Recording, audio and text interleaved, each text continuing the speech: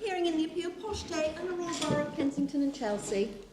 My Lords, I appear with Mr Burton for the appellant in this matter. Mr Baker and Ms Cafferty appear for the respondent, and Mr Sheldon and Mr Cross appear for the intervenant Secretary of State. Before I go any further, I should mention a short point about timetabling.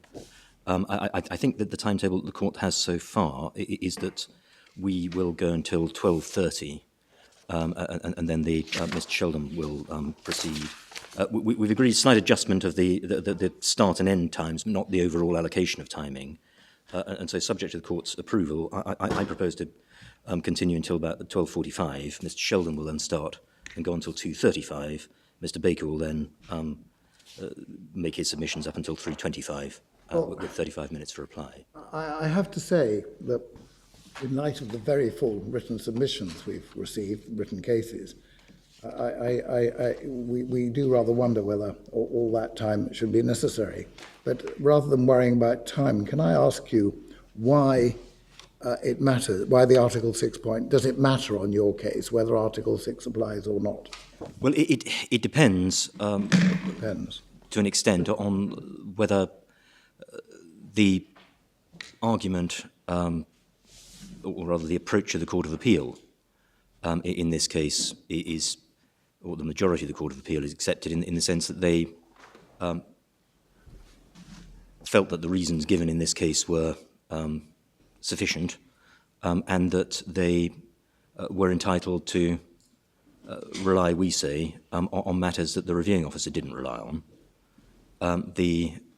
We say that's just a straightforward error as a matter of domestic law, but if it's not, then we say that the application of Article 6 assists in that case because it will require, in a circumstance like that, if the common law doesn't already do it, a greater amplitude of judicial review.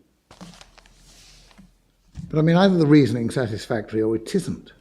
It can't be sort of satisfactory because one looks at it very quickly with one eye, rather than looking at it rather carefully. I mean, well, that's our starting point. Our primary position is that this is simply a decision which either discloses an error of law or is so defectively reasoned that it can't stand.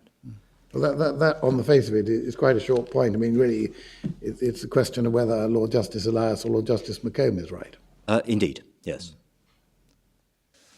Well, that's why I'm slightly dubious about it needing to take over 2 hours for you to make that point.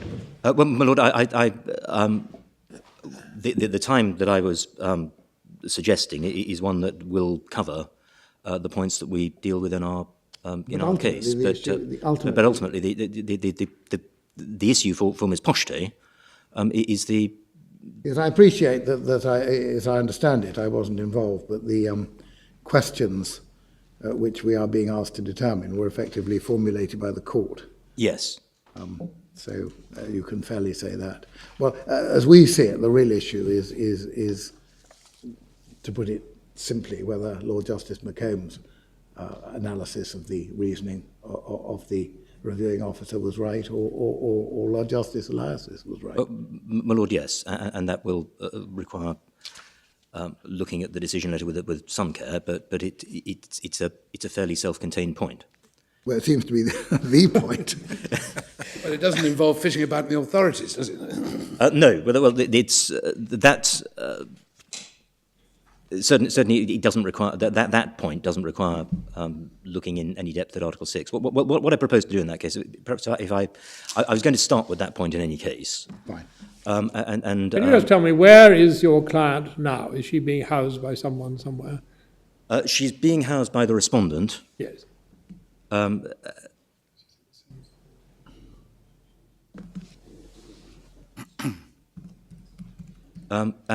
She's in the same accommodation that she's been in up until now, but a notice to quit has just been served on her. Yeah. So that's her. So this is, quotes, temporary accommodation, is it, or not?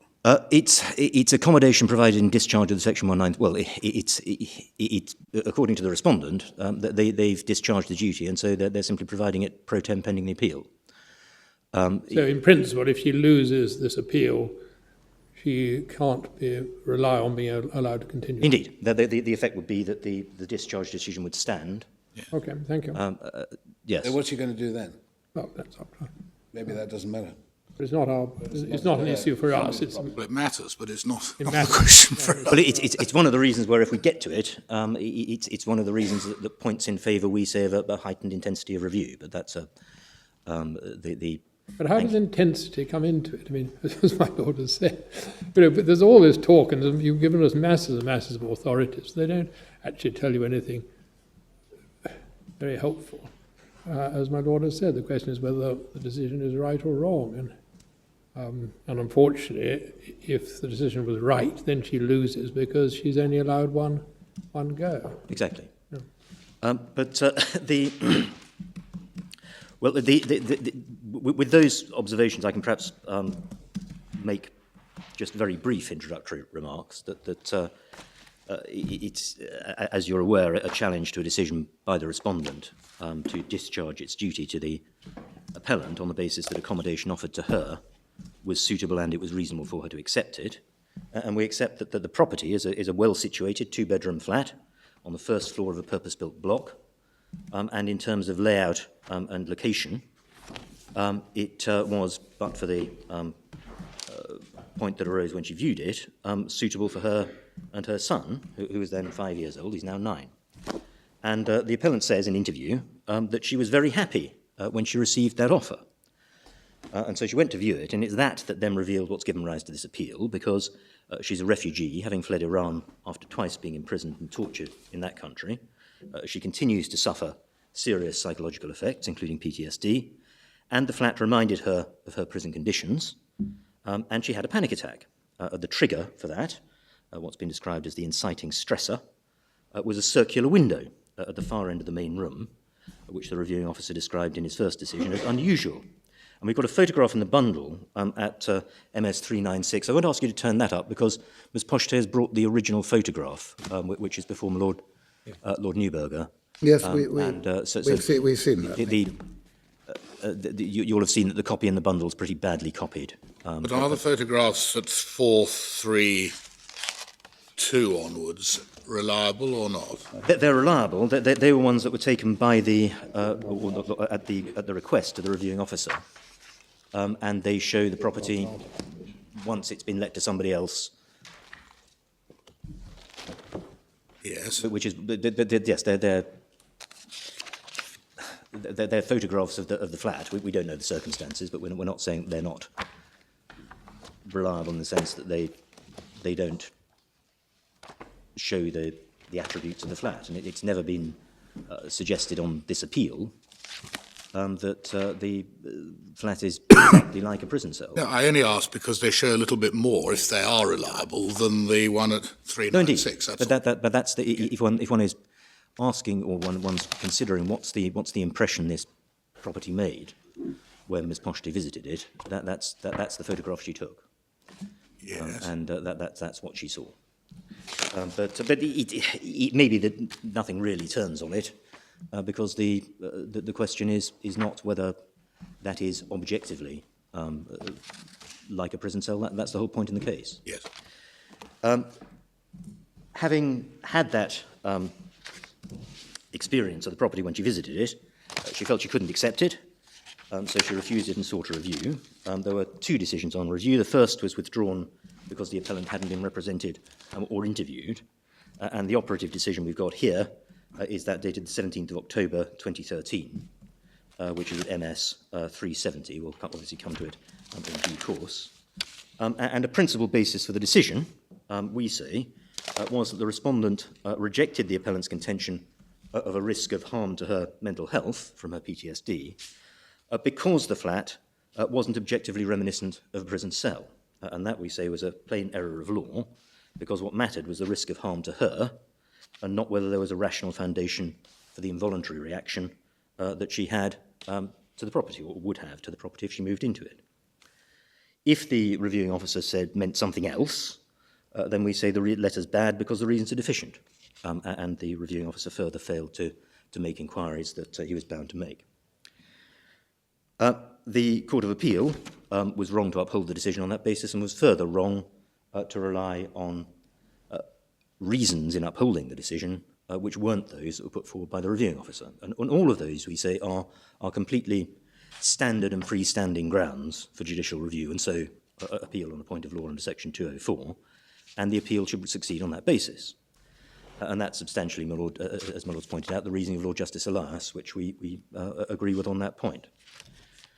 If we're wrong on that, and the courts were applying ordinary principles entitled to uphold the decision, then that amounts, we say, to a failure to ensure that there's been an adequate investigation into the factual issues in this case, and that would sound under Article 6. And it's for that reason that we say that if existing judicial review principles don't do the job, then a modest adjustment would be needed to through Article 6 to bring judicial review into line with that. And we'll explain how we come to that conclusion. And so the appeal is thus a basis for this court to consider whether to follow Ali in the UK and whether or not Article 6 is engaged in decisions of this kind, and if so, with what consequence. So the proposition is it that Article 6, if it applies, adds a duty to ensure an adequate investigation? Well, that we say is the...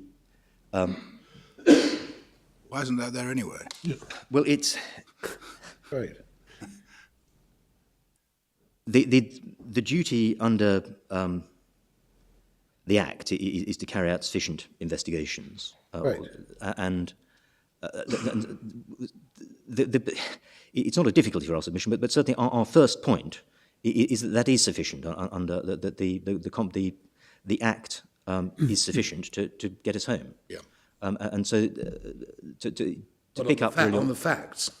Oh, exactly. The advantage you're raising Article 6 point is it sounds like a point of law, whereas... But anyway, we're here now. Yes, well, And to be fair to you, as I say, the court raised the Article 6 point, I appreciate. yes, although it's fair to say that was in response to our grounds. But anyway, you're... Okay, well, I think we're still slightly mystified as to how Article 6 takes place. Yes, I mean, can't we start from the presumption that the UK statutory law is compliant and that whatever duty there is to investigate under the Act is sufficient to comply with Article 6 as well? I mean, I'd take quite a lot of persuasion to think that they're really different. And we're dealing with a sort of officers of a hard-pressed authority who are trying to deal with a very difficult question. I mean, they've got to get their law right, but starting imposing more and more subtle duties under different sort of things just makes life very much more complicated. well, certainly I propose to start on exactly the basis that my Lord has put it. Can we finish there as well? It's... Wait and see. Anyway, you carry on. Before I get on to the substance of the submissions, we say that in this particular case, Article 6 may have bite, depending on what the outcome of the judicial review principles is.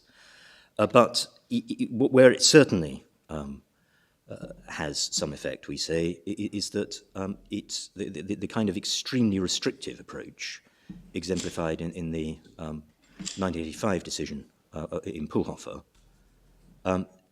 isn't compatible, we say, with Article 6. Now, that's something which is a more clear cut, as it were, point of law. Well. But I accept it's not something that arises directly in this case. And it's something that we, but that's the direction that our submissions are going in. So if I can come to the submissions, what I'm going to do is deal first of all with the Part 7 framework, and then the reviewing decision, and then we deal with that first because it, I perhaps don't need to explain why we're dealing with that first. And then if we come to it, I'll come to Article 6, application and extent, and we've dealt with the relationship between that and common law and anxious scrutiny in our case, and I don't intend to develop that significantly. So the statutory framework we're dealing with here is Part 7 of the Housing Act 1996. It's in Volume 1, Tab 1, The structure of it is pretty well known, and I don't propose It to is, go... and it's much of it set out in your case. No, indeed. And so there's So I think we can take that as Exactly. But we're concerned here with the duty in section 193, absolutely. which you'll find the version that was in force at the time at page 527, Thank you. which is tab 2. And it applies where the housing authority has satisfied an applicant's homeless, eligible for assistance, has a priority need, and are not satisfied that it became homeless intentionally. So each of those 4 inquiries have been answered in favour of the applicant. And then, unless the authority refer to another housing authority, they shall secure that accommodation is available for occupation by the applicant. And then, by subsection 3, the authority is subject to the duty until it ceases by virtue of any of the following provisions of this section. Yes. And broadly speaking, those are refusing an offer of temporary accommodation, leaving the accommodation, or refusing a permanent offer. Yep. And before I come on to the refusing a permanent offer, we are the content of the duty is dealt with at section 206, which one goes back to the previous divider, page 515. The authority can discharge their duty only in the following ways: Yes. either securing accommodation provided by them suitable, by securing he obtains accommodation from some other person, by giving him such advice and assistance as will secure that suitable accommodation is available from some other person, and then by section 210, which is over the page, the authority in determining whether accommodation is suitable has got to have regard to various statutory conditions. And so one sees from section 206 that the duty can be provided in a number of different ways. And that's important because although it obviously places pressure on authorities, it's not about the distribution of a finite pool of resources within the authority. That they can secure accommodation in any number of ways, and they're not restricted to their own stock. Yes, we have that, yep. And then section 210, I've dealt with. There's a large measure of agreement between the parties about the nature of the duty. It's for the authority to determine what the duty, what is suitable in the first instance. They can take into account their resources, but there's a minimum below which accommodation can't fall. Yes. And subject to that point, it's an absolute duty. Yes. My Lord, if authority is needed for that, it's a Godona. Well, we've seen it in the written cases. This is common ground, yeah. And that echoes what we said about this not being the allocation of property from a finite pool. Yeah, yes. So the suitability, again, means suitability for the particular person to whom the duty is owed, and it has to take into account all the individual circumstances. Again, all of that is common ground. Yes. We are concerned here with an offer of permanent accommodation under subsection 7 of 193. Yes. And that brings into play subsection 7F, Yes. which is 529. Authorities shall not make a final offer of accommodation under Part 6. Unless they're satisfied suitable, yep. Suitable and that it's reasonable for him to accept the offer. Yep. The and that it's reasonable is now gone, but not, we say, in a way that affects the effect of the section. Right. The leading case on that is Slater, which is a case where Miss Slater was afraid to live in New Cross because she feared violence from her former partner. And she was then nonetheless offered a flat in New Cross, and when she refused it, the decision was upheld on the basis that she'd been unable to substantiate that her former partner was living in New Cross. Then the authority decided that he wasn't living in New Cross, and nor did his associates. It's probably not necessary for me to take you to the case. The proposition in it is set out in our case. Right. But Again, it's not. There's no dispute here. No dispute. No dispute as to the principle. No, indeed. No, fine. No. Okay. Right. But what Lord Justice Ward said in that case was that the decision maker's got to have regard to all the personal characteristics of the applicant, her needs, hopes and fears, and then taking account of those individual aspects, ask whether it's reasonable, an objective test, for the applicant to accept. The test is whether a right-thinking local housing authority would conclude it was reasonable that this applicant should have accepted this offer of accommodation. Yep. Okay. In Slater itself, the position was that there was sufficient indication. Well, it doesn't matter what the facts were in Slater. Well, the only point I make is that it was a case where she had a reasonably justified fear of her partner, and that was sufficient. Yep. And Slater's referred to in Ahmed, but I don't think I need to take you to that.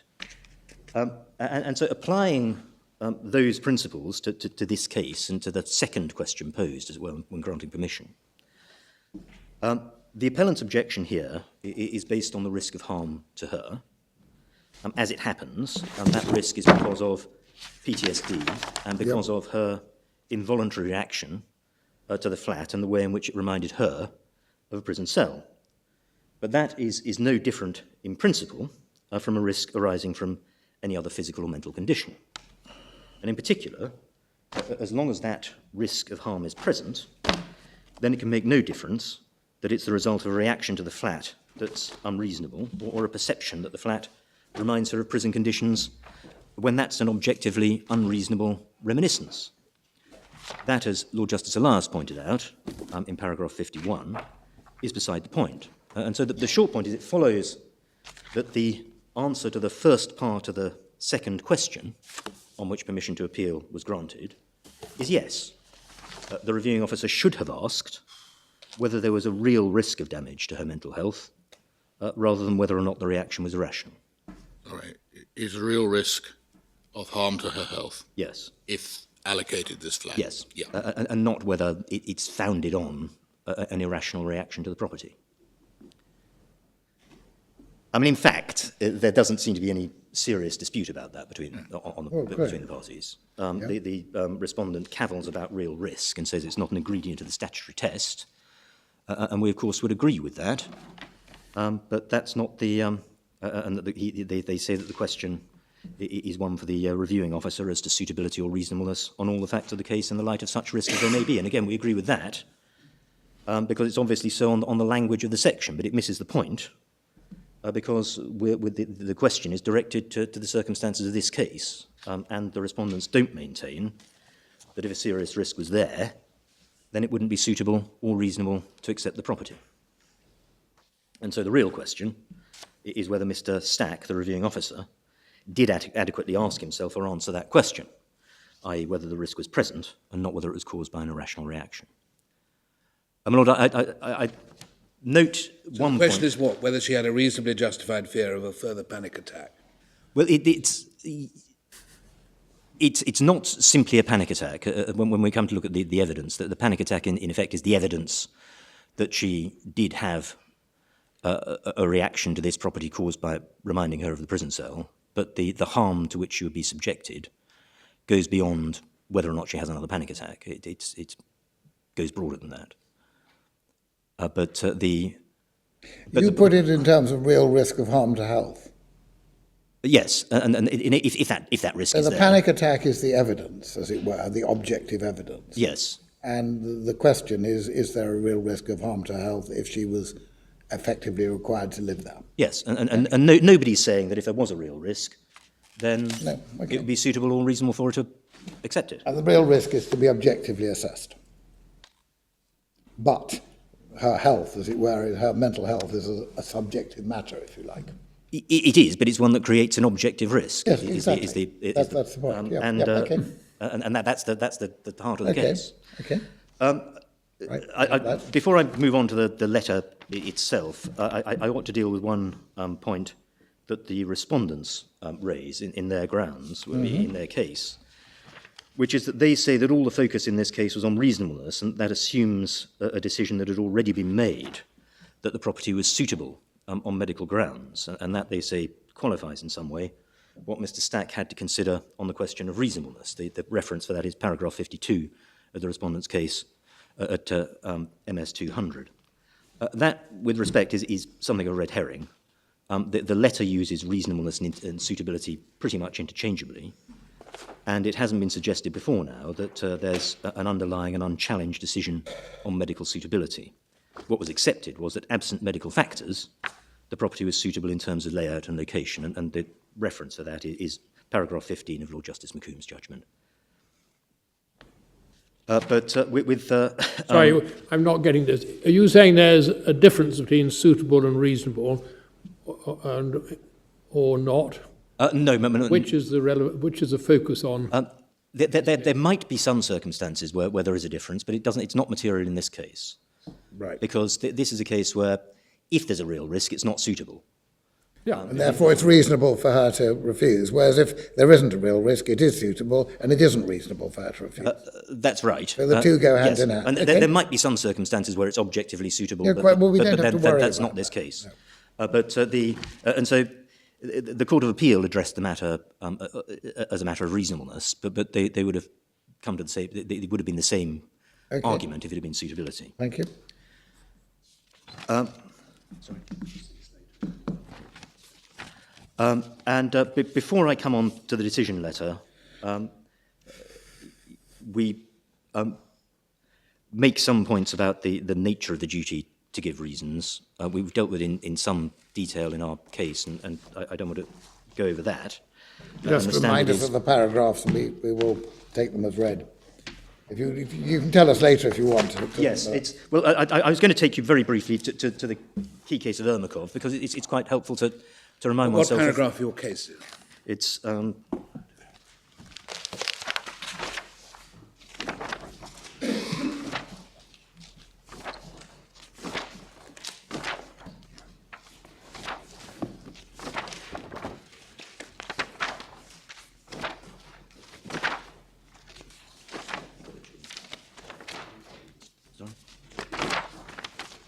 It's paragraphs 20 onwards deal with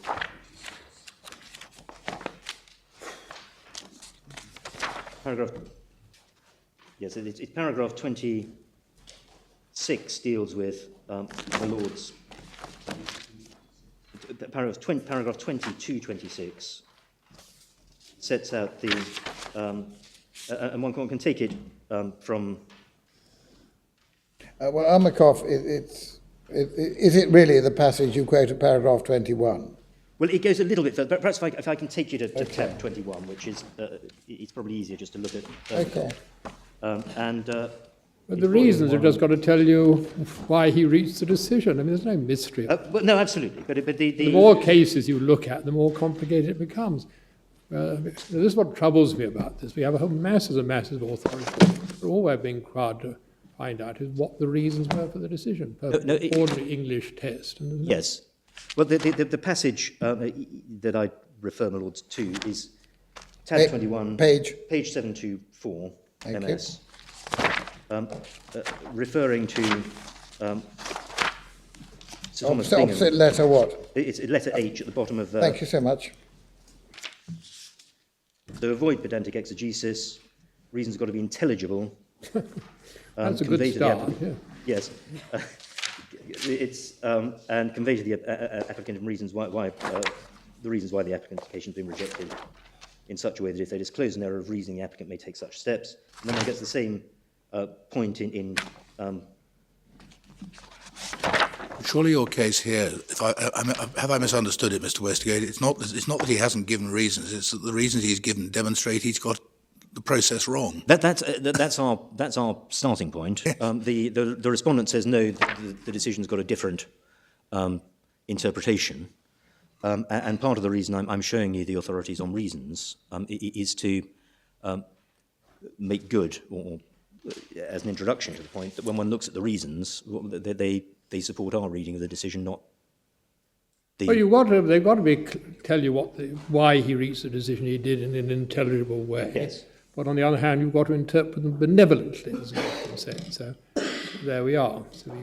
Yes, but then benevolence, again, as pointed out in Holmes Morehouse, doesn't endorse misguided or incorrect No, reasoning. well, obviously not. But, I mean, that's sort of trite law. It's not. No, it you don't need is. hundreds of authorities to tell you that. The reason I take you to these passages, and I do simply note Great Portland, which takes you over the page, and then it's the bit just above letter C, that reasons must be given must be reasons which not only will be intelligible, but can also reasonably be said to deal with the substantial points that have been raised. So, taking those together, they've got reasonably to address, in this case, the issue is whether there's a risk of damage to the applicant's mental health, and the reasons have got reasonably to address that issue, i.e. the risk, to do so in a way that's intelligible, that's got to explain to the appellant why it had been decided against her, and it's got to have disclosed enough of the reasoning to demonstrate whether or not the reviewing officer applied the correct legal test.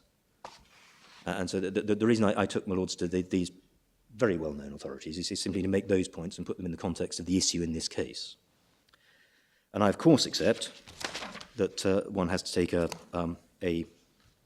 benevolent approach to reasons and not, as the Master of the Rolls said, subject them to pedantic exegesis, but nothing in those cautionary words in Holmes Morehouse waters down the basic content of the duty. Deal with the issues, do so in an understandable, intelligible way, explain why you've lost, and disclose whether or not you've made an error of law. And so when I now then come to the material in this case, and the decision is at page 370, but before I take you to that, can I remind you of some of the material that the reviewing officer had? Sorry, which page is it on? It's at page 370. 370.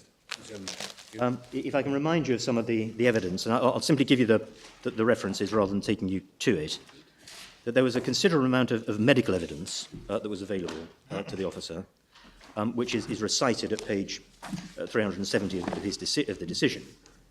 And we got some of that in the bundle, and it demonstrates just how serious the appellant's condition was. There's a letter at page 448 from the community mental health team that refers to nightmares and hallucinatory experiences, including voices and a sensation of being pulled out of bed and being drawn to the window. And she found that, hardly surprisingly, extremely frightening. She was troubled by reliving her experiences and the impact on her young son, and she found it hard to talk about her experiences, and only made disclosures on the second interview. And that's something which runs through the remaining documents, that she decided, and this is page 454, to discontinue therapy because she feared the effect of focusing on the past and was worried that might mean she couldn't care for her son. So this is someone who's quite fearful about confronting her experiences, and that perhaps puts in context some of the points about her not having disclosed things at earlier stages in the process. By the time the matter came to the second review decision, there were, of course, further representations from the appellant's solicitors, which referred to a panic attack, and also further medical evidence, and that starts at page 461. And the only point I'd make about the first of those letters, which is from a consultant clinical psychologist who's mainly reporting on paper, is that she observes, and this is the point of her being discharged in June 2011, that her scores on outcome measures of anxiety remained in the severe anxiety range. And then... Sorry, where's that? It's page, Top of page 462. Yes, on the MS numbers, it's the bottom of 461, top of 462. Yeah? Yeah. And one can see from, if one goes back through that letter, she's been treated for symptoms of PTSD, and then it refers to intrusive memories of nightmares in relation to those experiences. Described other symptoms of anxiety, insomnia, low mood, sense of low worth, and focused on caring for her son. And then, despite making serious efforts to attend psychological sessions, she also expressed doubts about the benefits of engaging in psychological therapy. Her anxiety remained at high levels at the point of discharge. Her scores on an outcome measure of anxiety remained in the severe anxiety range, and then you've got to be relatively cautious about prognosis. And anxiety symptoms are going to be an ongoing feature factor in her life. And then it says that the GP might be better placed. And then one has the GP's report.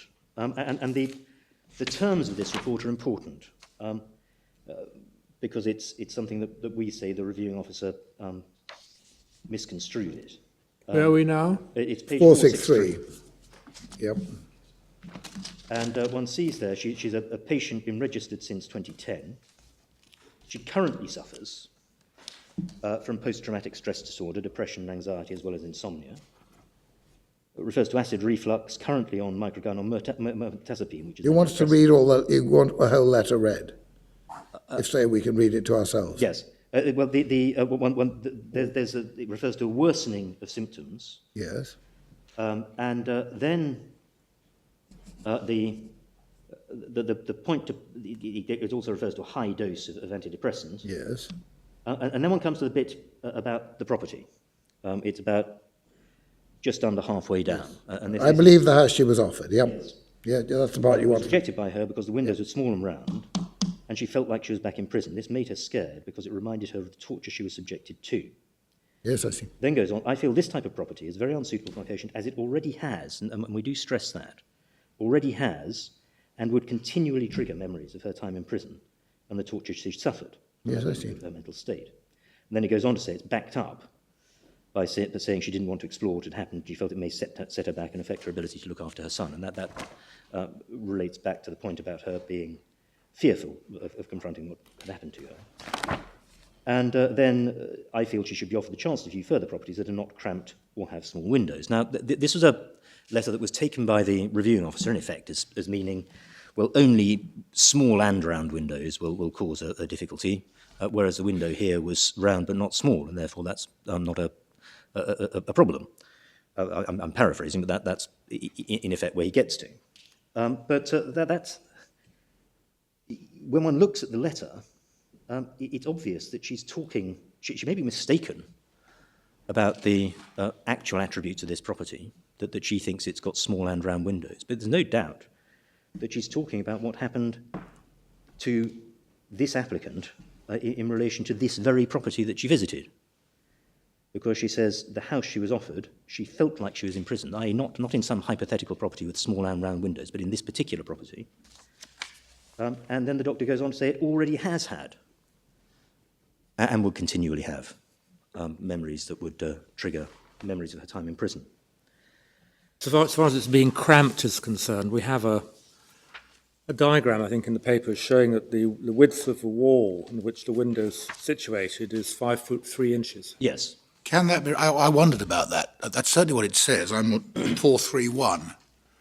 That is right, is it? Well, it's... If you've got a 3-foot window in it, it doesn't look from the photograph as it can be. It looks like it looks like it could be a bit wider, doesn't it? But, I mean, it's not. It may not make a huge difference, but if the photograph is anything to go by at all, if the window is 3 foot, you would only have just over a foot on either side of it to make it 5'3". Yes, I see my lord's point.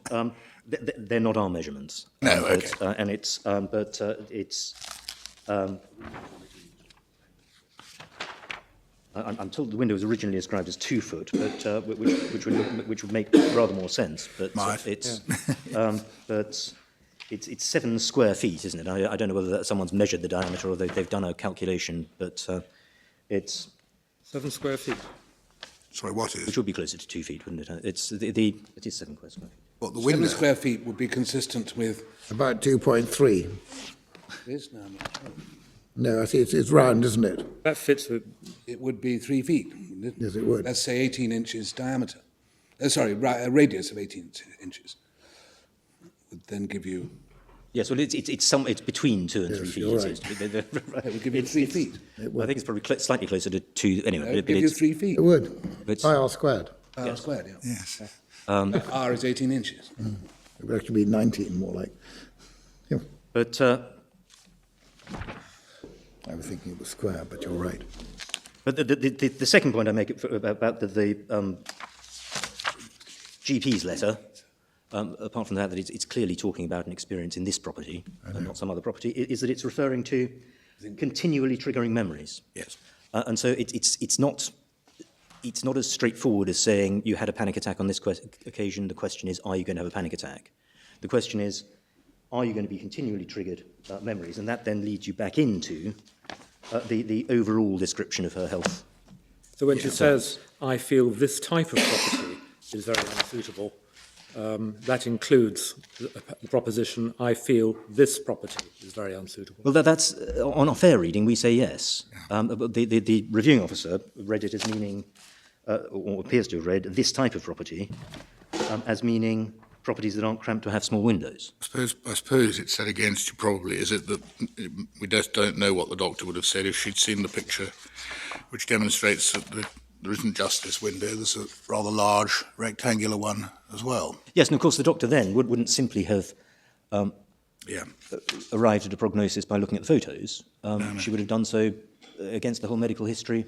And of course, when the doctor's talking about what kind of further property should be offered, one shouldn't overlook the fact that this letter is really doing two things. On the one hand, it's talking about her condition, and it's describing what happened on this visit. And then it's making a prediction about the kind of properties that you ought to offer in the future, because this property's gone by now. It's been refused and can't be brought back.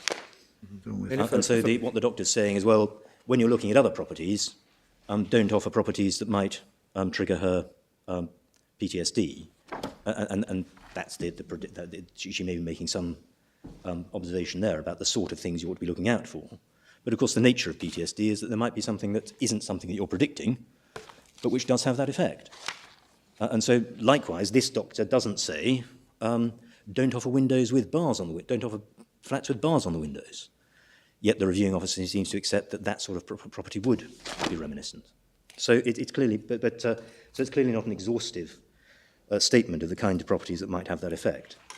Then the next letter was one of Jennifer Baroni, who's a clinical therapist. Yes. And she sets out a summary of her current health problems and contact with freedom from torture. Which page is that? Page 464. 464. Yeah. Yep. And at 465, Yep. She says, since her detention and torture in Iran, she suffered PTSD, symptoms of sleep disturbance, nightmares, and so on. Then it says, despite her vulnerability to anything stressful, she's been able to offer a safe and good home to her son. She refers to a setback for an unrelated matter, and then says, then poses the question. It's not clear whether this was a question that was asked. Well, anyway, it doesn't matter. She poses the question. Yep. What would be the effect of living in a property, reminding her of her imprisonment? And she, in one sense, gives two answers to that. She says the effect of being housed in accommodation, and she describes with very small dark rooms without windows at a normal height, which of course isn't this property.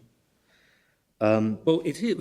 that sort of begs the question. I mean, if this is her impression, if this is the patient's impression of the property, if she's gone away, No, exactly. and that's what's in her mind, then that's the psychological. That's what's relevant psychologically. The fact that she hasn't registered the fact that there's actually another window altogether, and that the room, the round window is at a normal height, and so forth. Well, if that hadn't even registered with her, that might be regarded as all the more reason for thinking that she's been badly stressed by being in this flat. No, indeed, absolutely, and certainly that is the answer to the point. Well, presumably you explained all of this to your doctors, because she explains what she perceived. Well, I might say that if you look at this letter and you contrast it with the reality of a flat, rather than saying, "Oh well, the flat doesn't actually correspond to this description, therefore I can ignore this," you might say, "Well, the flat doesn't actually correspond to this description. What does the psychologist make of that fact?" No, exactly, and that was the question that was never asked, and certainly never put to the. I follow the point about the impression. Is this a photograph that she took? Yes, it is. So she must have gone back. I think no, that I think was a photograph she took when she was visiting. Yes, I'm sorry. It was a photograph taken by her friend who was with her On that occasion? On the occasion, yes. The decoration has changed since then, is that? Yes, The flowery walls and all that. Yes. So what happened was she turned down the offer. It would then have been let to somebody else. Yes. And by the time the photographs were taken at the behest of the reviewing officer, that person had moved in and Yes. done what they were going to do with the flat. We don't know what she would say. I mean, it does occur to one that one could make that window look rather less stark in a number of ways by putting the... No, of course, but that it doesn't answer my Lord Reed's point that the that's the impression it made on her then. And of course, as the GP... But it is the point that the impression it made on her then is sort of indelibly associated with the flat. Therefore, whatever you do to the flat is not going to help.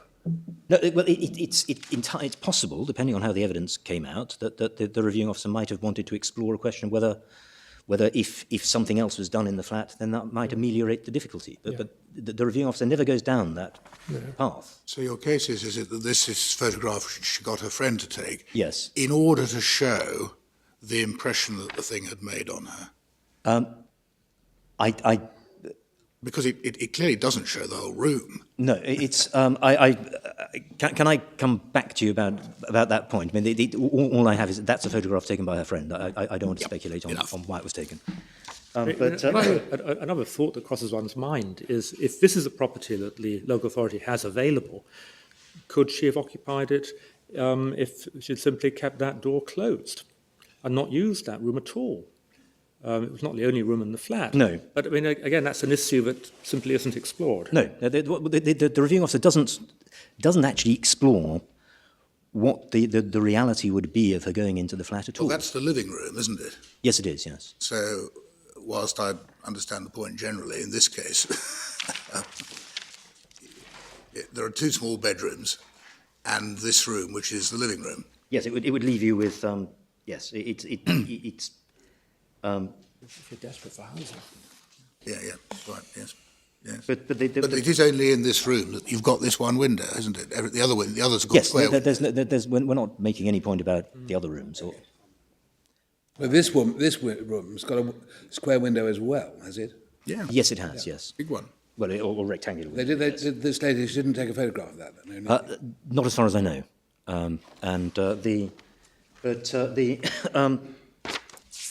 Well, does 436 show it reasonably accurately?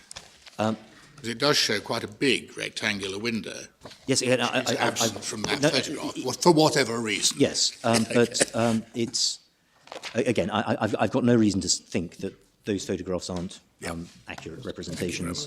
But it's and it's perhaps unrealistic for me to try and get instructions on it for exactly the reason that Lord Reed says that the appellant's perception of the property was her perception of the property, and it's.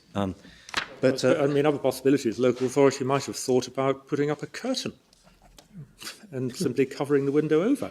Well, it's all of those are things that if the reviewing officer really was going to get into the question, what's really going to happen to you, and how can it be resolved, then they're things that you might have expected them to look into. But we say because the reviewing officer cut the inquiry off at an earlier stage, those sort of questions were never explored, and whether they'd be reasonable and whether they'd be sustainable and so on. I'll just come back to the Borough letter. And what's of the medical evidence? I mean, is the high point the Dr. Sharma letter, or they're all, as one would expect, there's slightly different emphasis in these, and we don't need to look at a lot of them. The Dr. Sharma letter seems to put it quite clearly.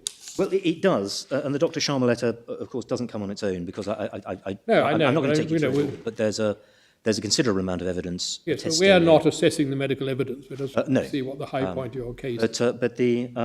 But certainly when one comes to the decision letter, when one doesn't have any evaluation of the medical evidence. Any other things, or are we now turning to the decision letter? The only other thing... You seem very reluctant to get to the decision letter. Can we look at the decision? Yes, we can. And it's You might say it's a question. if the I won't read it out, but I do stress the relevant details point in the Borough letter, which Yes, which refers to a serious relapse, possibly resulting in her not being Yeah, able to that's look after the her relevant son details. safely. We've So read that goes that. to the severity of impact. Anything else before we turn to the letter? No, there's not. Okay, let's so go for the letter. If one comes then to the Yep. to the letter at page 370. Thank you.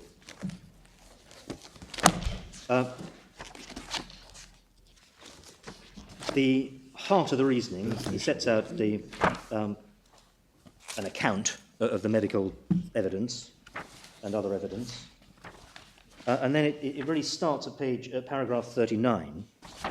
Well, I wonder, just before we get to that, on On page 371, he says that after listing all the medical documents he's looked at, he says, I've considered whether it's necessary to take further steps, including whether further inquiries are necessary. However, I'm satisfied that I have made all necessary inquiries in relation Yes. to your medical problems. Perhaps relevant to note that. Indeed, no, that's certainly something that we Second paragraph. Yes, we very well. we say it's just not enough to comply with the Section 149 duty that They he's had, referring to. am I right that they'd referred the medical reports that they'd received to their own medical advisor? There was medical evidence before the documents I've shown, my lords, which was sent to an organisation called Now Medical, and that then produced a conclusion which is summarised in the report, so it was summarised in the decision letter at page 373, paragraphs 13 down to 16. And Dr. Wilson, who was dealing with that, what we see at paragraph 16, said, considered there was nothing to suggest that this accommodation would be harmful or have a significant impact on your mental health. No, I was just wondering whether it was the same kind of case as one or two of the others have been, where the medical evidence was all one way. Well, what one then has is that Had Dr. Wilson seen? no, he hasn't, and that's a point that the reviewing officer makes at paragraph 40, Right. Yep. where he says he paid particular attention to the letters we've just been looking at, and he says I've I've given given more more weight, weight to yep. their evidence because the now medical advisors haven't seen her Yeah. or treated her. Yeah, and also, although it doesn't, I'm not sure it comes out from the decision letter, when you look at Dr. Wilson's report, what he's doing, he says, is balancing the... Which page is this? It's page It's MS 459, last paragraph on that page. These concerns, that's concerns about possible re-emergence of PTSD, these concerns have to be balanced against the availability of local accommodation. Yes. And he does that balancing exercise, and so that in some way seems to feed into his conclusion. No, indeed, it's a little hard to understand how he reached his conclusion, because he accepts that memories of the inciting stressor can cause re-emergence. The evidence we have is that the re-emergence, if it happens, is going to be pretty serious, and all he puts against that is, in effect, the benefit of having a stable home, and then says there's no significant risk of harm. But it's the important point is that that's not something that the reviewing officer places particular weight on. He certainly doesn't seem to adopt the reasoning, such as it is, in Dr. Wilson's report. When one comes, and if I can come back to this part of the letter, so paragraph 39, he's accepted the proposition that objectively suitable accommodation could be unsuitable if it causes symptoms of mental illness. Then he comes on to consider the medical evidence, and in answer to Lord Hughes's point, the evidence that he refers to in the first part of paragraph 40, that is the Sharma Borough ones, that the latest reports hadn't been put to Wilson and Now Medical. So what you had was some earlier reports that had been put, and Now Medical were never asked to comment on the Sharma letter we've just been looking at. Now, the way he formulates the question in the second sentence of 39, is that wrong? No, it's not. No, it's... Ask the right question. Well, he's...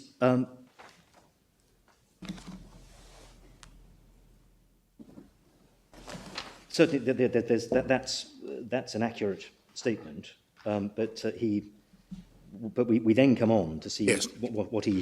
how he answers that question. Follow that, but it's the answer rather than the question that's wrong. Exactly, that's where he goes. Well, his process of answering the question is where he goes wrong. Okay. Because one then has 41, and this links directly to 45. So it says, in reaching this conclusion, then he sets out what is considered, and then one goes to 45, where he says, therefore. So between 41 and 45, in reaching this conclusion in the therefore, one has his explanation as to why he's reached the conclusion he has in 45. So he firstly considers the assertion that the property reminds her of a prison cell, and he acknowledges that exposure to symptoms can cause a re-emergence of PTSD, and then he says, he acknowledges that accommodation which is, for example, cramped or contains small or barred windows could exacerbate symptoms in someone who has experienced a trauma in prison, which, of course, the appellant has. The obvious implication is that if a property had met that description, i.e. if it was small or barred, and so was liable to provoke symptoms of PTSD, then it would be both unsuitable and unreasonable to accept.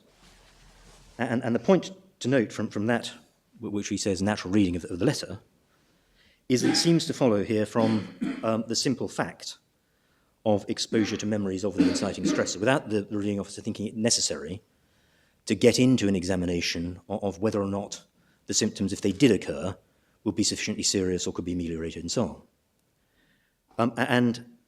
That's obviously right, we suggest, on the medical evidence, because that showed that there was a risk of serious harm if it eventuated, and so there's really no room for saying that if the harm's going to arise, then it's really not going to be so significant. And nothing in the letter suggests that pattern of reasoning on the part of the reviewing officer. So the thrust of paragraph 41 is that if the appellant's exposed to memory of an inciting stressor, then the property is going to be unsuitable and unreasonable to accept. And the reviewing officer then seeks to derive support from the medical evidence, which he interprets, one sees at paragraph 42, Yes. highly relevant, the medical evidence from your treating physicians doesn't purport to state the window sizes or arrangements were unsuitable on medical grounds, or that it wasn't reasonable for you to accept the property on this basis. Well, I've shown you Dr. Sharma's report in some detail. And Yes, you've made the point that what she was doing was, you say, describing the actual property in a mistaken way. Yes. But the essential point is that it was the property that she'd inspected, which the appellant had inspected, which she thought she was describing, and that's how it should be read. Yes, and it's not. And paragraph 42 simply isn't a realistic reading of the letter. I understand. But again, the other point one makes from this is that the implication is that if the property offered had met what the reviewing officer thought accurately matched the description given by the GP, then it would be unsuitable and would be unreasonable to accept. Yeah. So that's because it would inevitably remind her of prison. And again, the important thing is you just look at, is it going to remind her, yes or no? If yes, then one doesn't need to go on and consider what exactly the symptoms are going to be, because exposure to the stressor is enough. I understand. If you're right in how it should be read, then that one well sees that 41 to 45 taken together suggests that he would have reached the opposite conclusion if the letter was to be read, if the letter in question was to be read the other way. No, indeed, but I've got the further point I make on this is that the premise of these first two paragraphs, 41, 42, is that the reviewing officer seems to be working on the basis that if it does operate, then that's enough. That's what I was trying to say. Yes, and so but of course those are both examples where the reviewing officer thinks they actually are reminiscent. He then comes on to address that at 43 and 44. Yes. Making the point that the flat's lighter and the points that we've canvassed about the actual nature of the layout in the rooms. And then you have the conclusion at paragraph 45, which is an overall conclusion. Therefore, I can't accept as objectively reasonable your assertion either that the design of the windows is reminiscent or that the windows is going to recreate and so on. I won't read it. So that brings us really to the submissions on the letter, which are firstly, that we say that the most obvious reading of the passage in paragraph 45. There's nothing in the rest of the letter which you object to. There's not anything else in the letter that we need to refer to for the purposes of... No, but he's entitled to take into account the shortage of accommodation, all those sort of factors. But those are. But the reality is this isn't a case about shortage of accommodation. This is a case about risk of harm, no one is saying you're going to suffer a risk of harm here, but because this is all we've got, or because it's difficult for us to find other accommodation. Well, it's a question of balance, obviously, a degree, a question of judgment and so on. I mean, we're not dealing with sort of clear-cut questions. Well, that's true, but on the... I mean, obviously, if he's misinterpreted the medical evidence, that's obviously an important point, but if it's simply a matter of trying to assess it and its weight, then you're entitled to take into account other factors like the shortage of accommodation, aren't you? You say he misinterpreted the letter. Yes. That's the point. No, say exactly. read fairly, the letter was referring to this property as having had this effect. Yes. And the fact it misdescribes the size of the window isn't in point, because she hadn't inspected the property. She was simply assuming wrongly, for some reason, it was a small window, but Yes. it doesn't alter the effect of the letter. Okay? Yes, but our point isn't solely built on that, because the... Well, you've got the other letters as well, I know. Well, it's the other letters, but the misdirection point doesn't purely rest on the doctor, the reviewing officer misunderstanding the GP's letter. The misdirection point is simply that's the natural reading. Certainly when one reads it together with the reasoning in 41 to 45, is that the reviewing officer is thinking in some way that unless the appellant's reaction to the property is objectively reasonable, then it can't justify refusing the property as unsuitable or unreasonable to accept. In paragraph 45, the first sentence isn't grammatical, and it's not altogether easy to follow, but trying to follow it, he begins by saying, therefore I cannot accept as objectively reasonable your assertion that read short, the living room was reminiscent of a prison cell. Now, he hasn't questioned the veracity of her assertion that it did remind her. No, absolutely. So her assertion is accepted as being true, but not objectively reasonable. That's right. There are two things that it was common ground in the Court of Appeal he must have accepted. Yeah. The one was that it actually did remind her of her prison cell, and the other was that she'd had a panic attack as a result. Yes. And presumably you would say that the important question wasn't whether her assertion was objectively reasonable, but what the medical implications were of it being true. Yes, that's exactly it. The reviewing officer's focusing on the wrong question. What matters is what's the, as Noel puts it, the medical consequences, the risk of harm, rather than its objectively explicable origin. And so he can't accept as objectively reasonable your assertion that the size, etc., of the windows was reminiscent of a cell, or that the windows or layout recreated the conditions of confinement or incarceration. Okay, so we've dealt with that. Then we have this, the words appear, that is likely to have a significant impact on your mental health.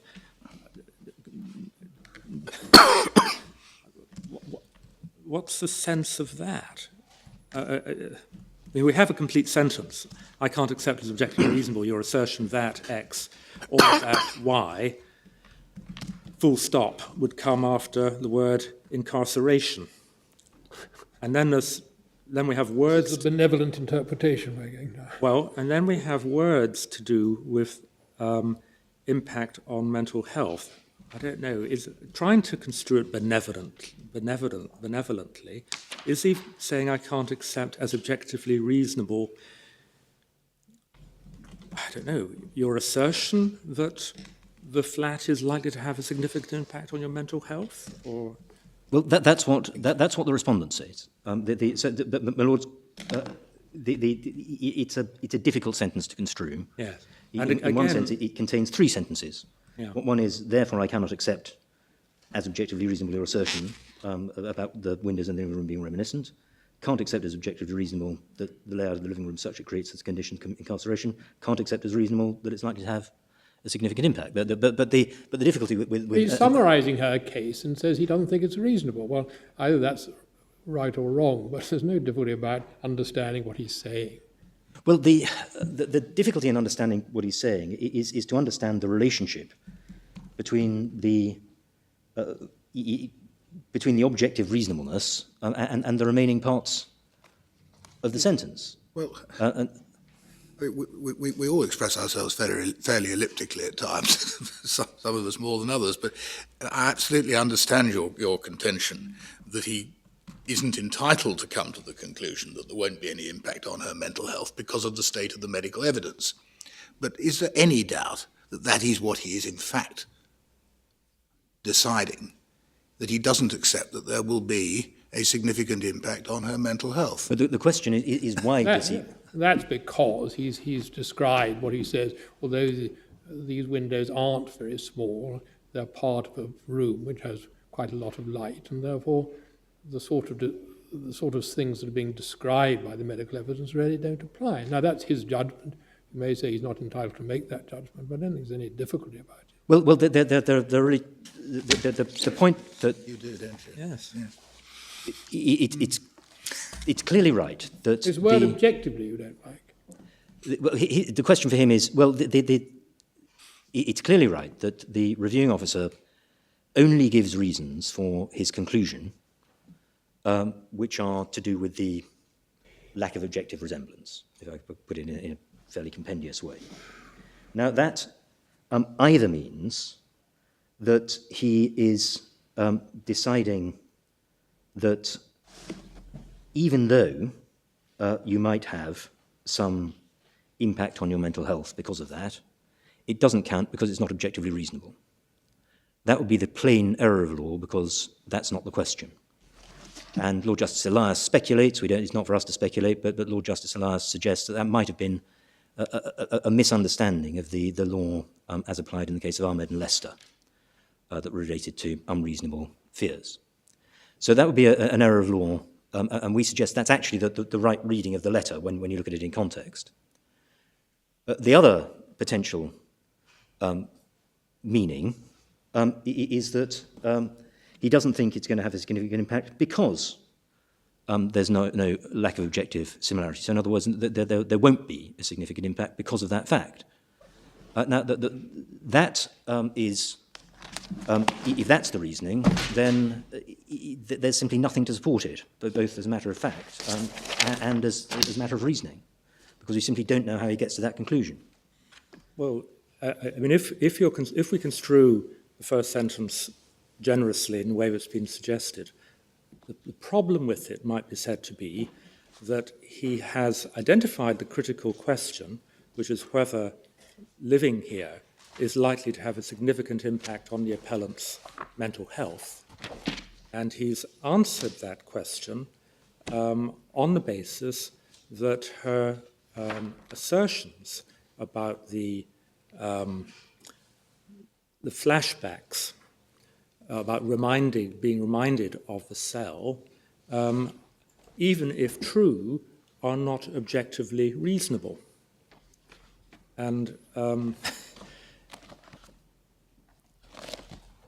whether they're objectively reasonable or not isn't logically relevant to whether the reminiscence has an impact on her mental health.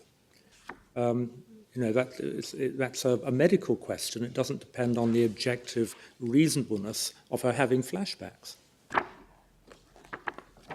Well, yes, it's perhaps for that reason that the argument was developed below as much on the basis of an irrelevant consideration, because that matter, as Muller puts it, is just completely beside the point. Well, he thought that the doctors were proceeding on a false basis, that the description of the room was really quite different from what it in fact was. For example, when we read page 463, it's not really that room which is being described, because the whole point of the case being made was they talk about more than one round window, for example, but what was not described was the true position, which is that there was a there was another window in the room, which no doubt provided light. I don't know how long on the evidence she'd been there that first time. How long was she there? I don't think that's on Does the evidence show that? I don't think that's in the evidence. But anyway, she only went once. Yes. And so that he simply thought that what was being described and by the doctors was something different to the true position on the ground, what he thought. Well, that's true but irrelevant. Yes, and he But had I respectfully wonder about that. I mean, he obviously thought it was relevant. To my mind, it is relevant. It may not, there may be other things that would also have been relevant. Obviously, you could have had a much more detailed analysis of send somebody back and had a psychiatrist to go around and just see what the effect would be of blocking out the window or considering the light and all those questions. Whereas the whole of the case is based upon what might be a very, very short visit to the room. Is that right? We don't know. Is it 5 minutes or? I don't know how long it was, 20 but it's seconds or what? We simply don't know. I say I don't think that's in the evidence. No. But the Yeah, I mean, the difficulty might be said to be that the doctors have set out a description which corresponds to their patient's perception of the room, a perception which was not accurate. And the reviewing officer has said that because the description, based on her perception of the room, doesn't correspond to how the room really is, therefore, one can discount it. yes, and that is either a misdirection because it's based in. I wonder it may be a reasonable inference to draw. Well, He only went for 20 seconds. well, if the can I take this in stages? First of all, the reason we say that the letter ought to be construed as meaning that the reviewing officer did actually misdirect himself, and rather than simply drawing an inference that things that aren't objectively similar don't have serious consequences, which is what lies behind my Lord's point, that he misdirected himself, that it fell to be discounted because it wasn't reasonable, is because unless you work on the basis that there's the error of law, then it's hard to see what the words size or design of the windows in the living room being reminiscent of the prison cell, and that not being objectively reasonable, is doing in the decision letter. Because, of course, the windows in the living room aren't actually like a prison cell, but if the reviewing officer was instead directing his mind to the right question, which is what actually would be the effect, one would expect him to evaluate that here. And particularly, one would expect him to deal with the critical point that she had actually had a panic attack on visiting. And he doesn't do that.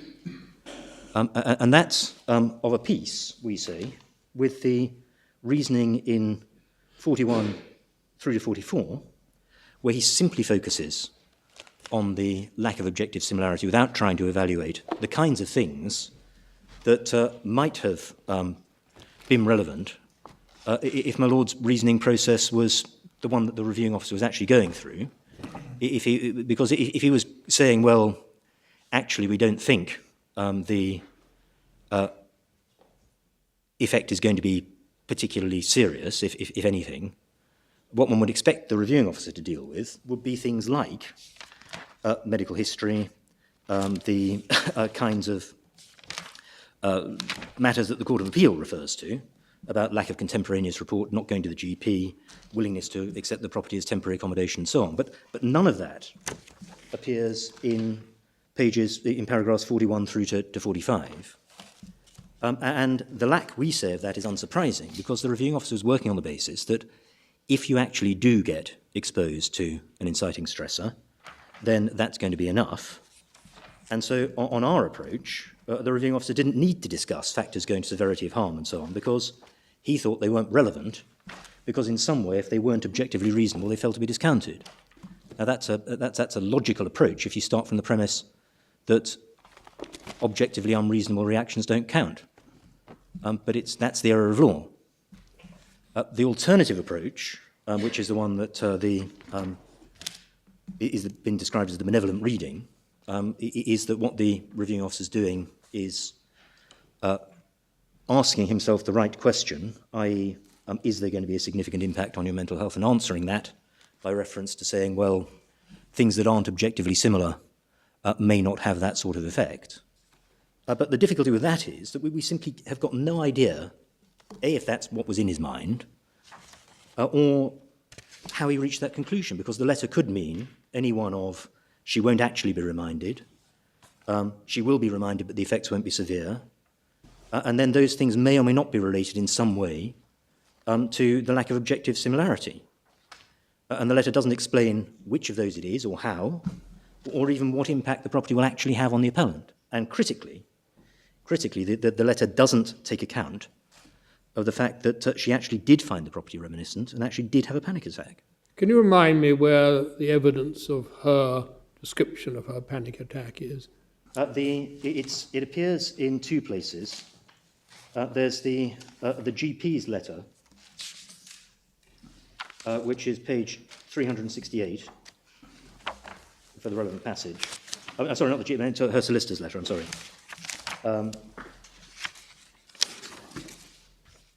And this is one that, it's paragraph 6.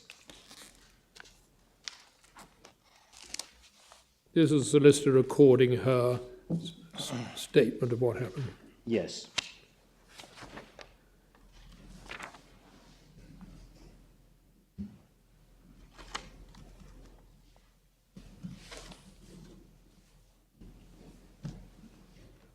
And then she was asked about the attributes of the property in interview. That's at page 427.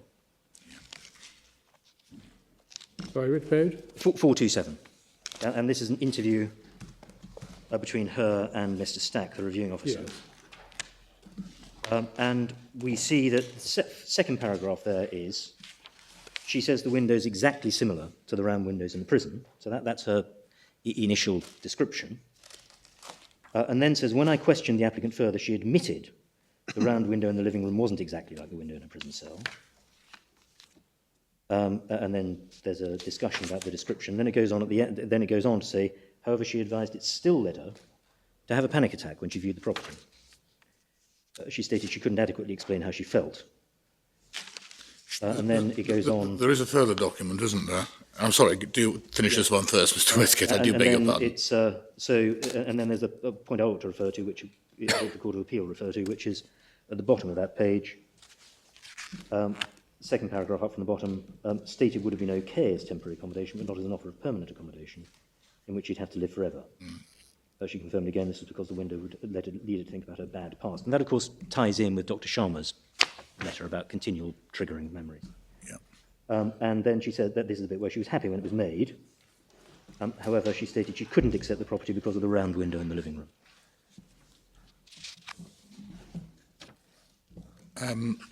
Ought we to look at 363? Yes, the initial refusal letter. Because that seems to come quite soon after she'd been. That's right. And that's her saying, I found the property scary, given my history of post-traumatic stress. Where's that? Page 363. 363. This is the refusal letter Oh, written by the... And that's recording what she said. Well, it is what she said. It's her letter. Yeah.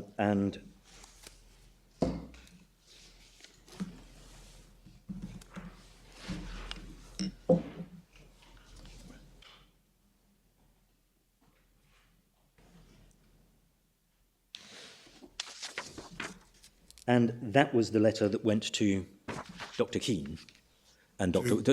Wilson. Dr. Wilson. Now medical. And so that didn't have the report of the panic attack and things like that, or not directly the report of the panic attack. But, my Lord, by the time the matter gets to the reviewing officer on the second review, it is and always has been common ground that he accepted, or was bound to accept, that she had actually had a panic attack, because he didn't put it to her that it hadn't happened. And certainly that's the basis on which the Court of Appeal proceeded. And one of the striking features of this letter, if the reasoning process actually is, well, because of the layout not being actually similar, I don't think it's going to have a significant impact on your health. But what it doesn't do is address the panic attack. And that's critical for obvious reasons. Our point isn't so much, as Lord Justice Moore-Bick put it, that the reviewing officer ignored it. We don't know from the letter whether he had it in mind or not. But what the reviewing officer doesn't do is explain how he evaluated that and what he made of it. Solicitors seem to have got quite a lot of it wrong, don't they? It may be entirely irrelevant. I'm looking at 368 and 369. You took us to paragraph 6.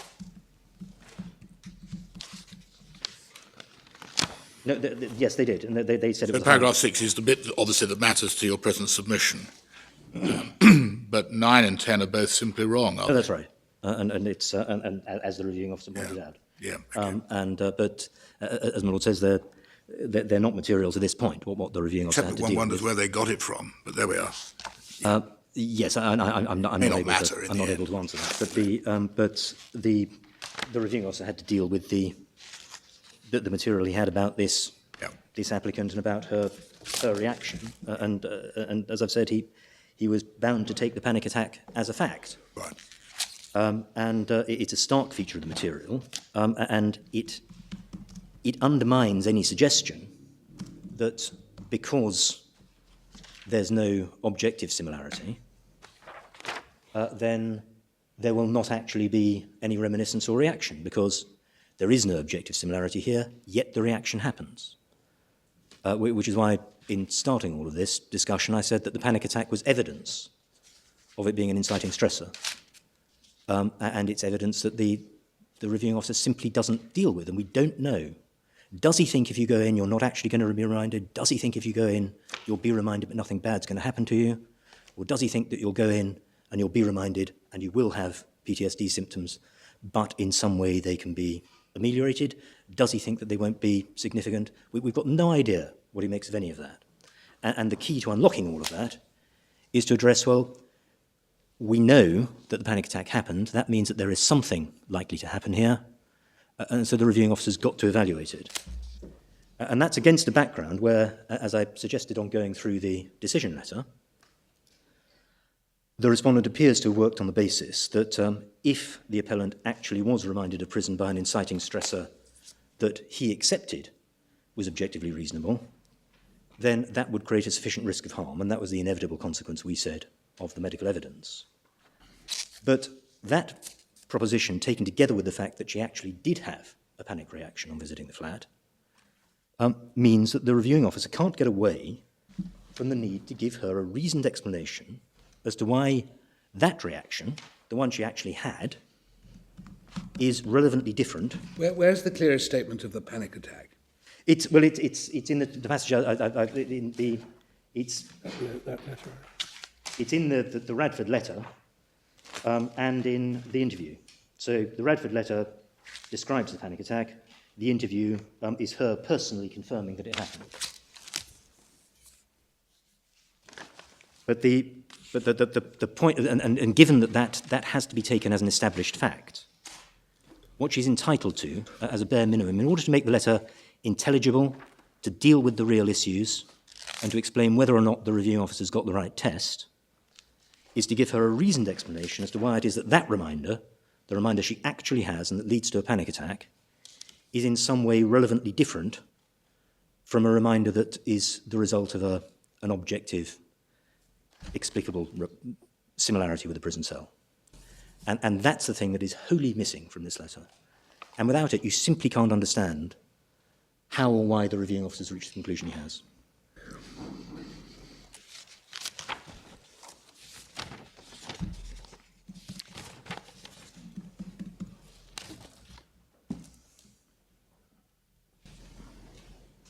My lords, the Lord Justice Elias suggested, and it's a point that has been picked up already, that the reviewing officer might have thought that, and again, we just don't know, might have thought that there was a correlation between objective similarity and the severity of symptoms.